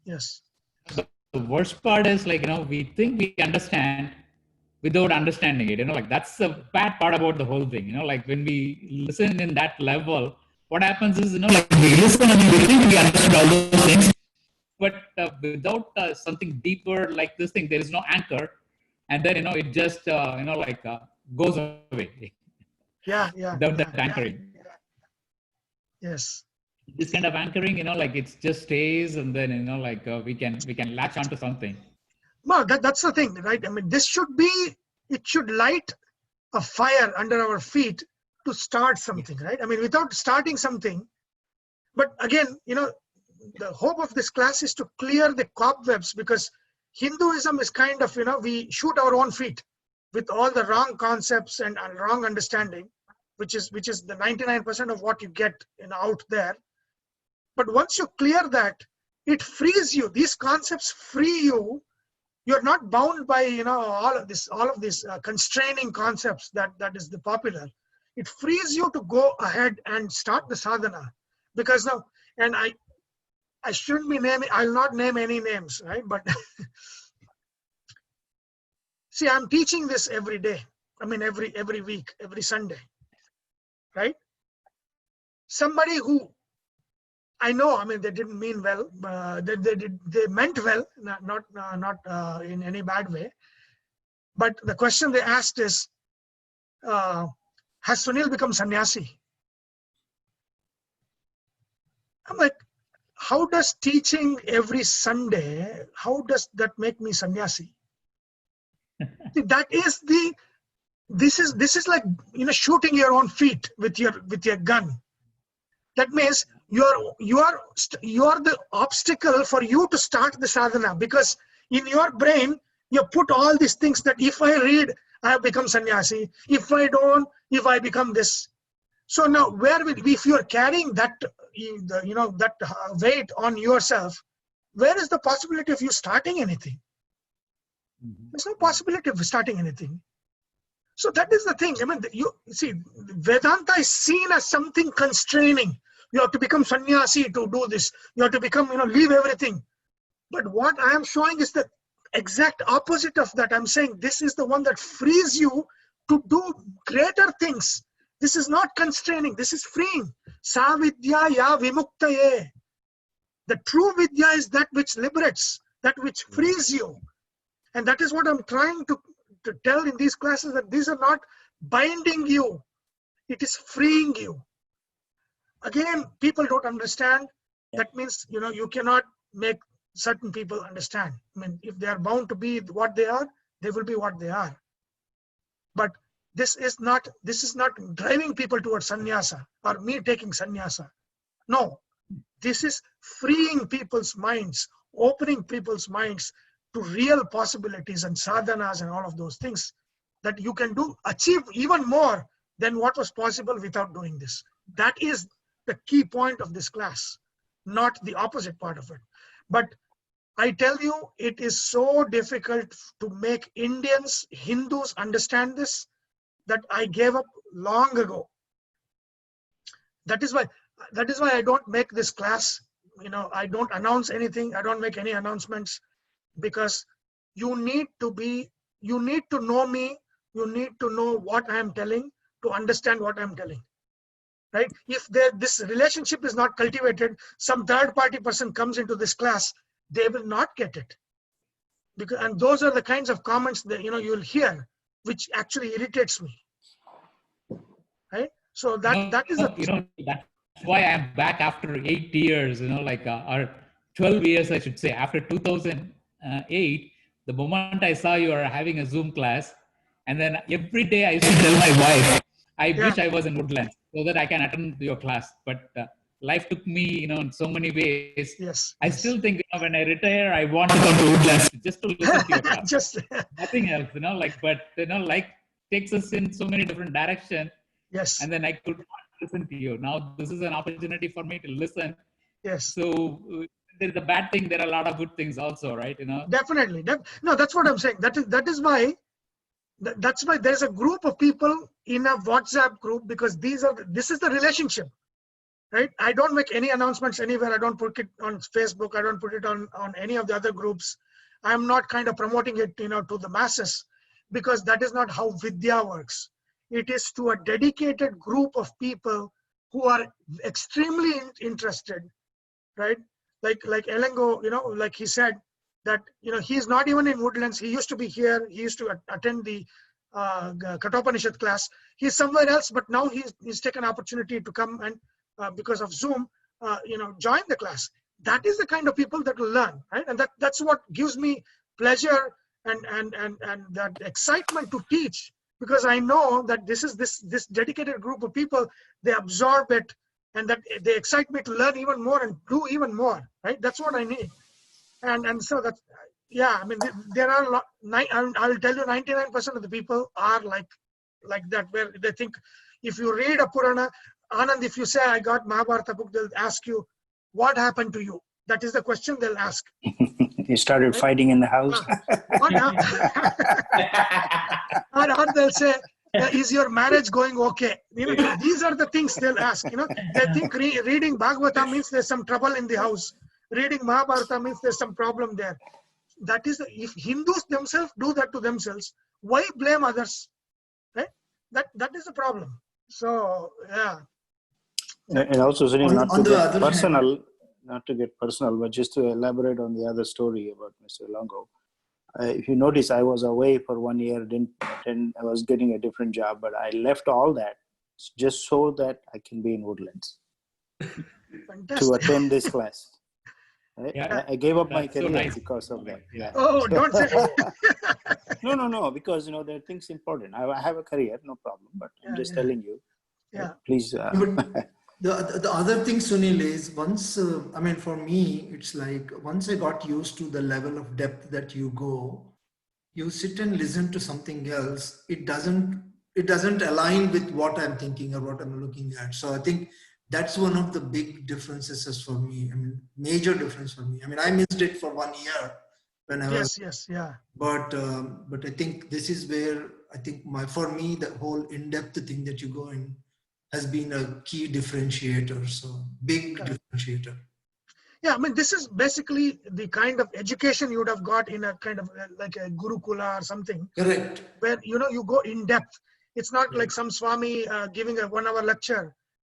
It doesn't work that way. You have to have a dedicated group of people, all learning together, and we are going in depth.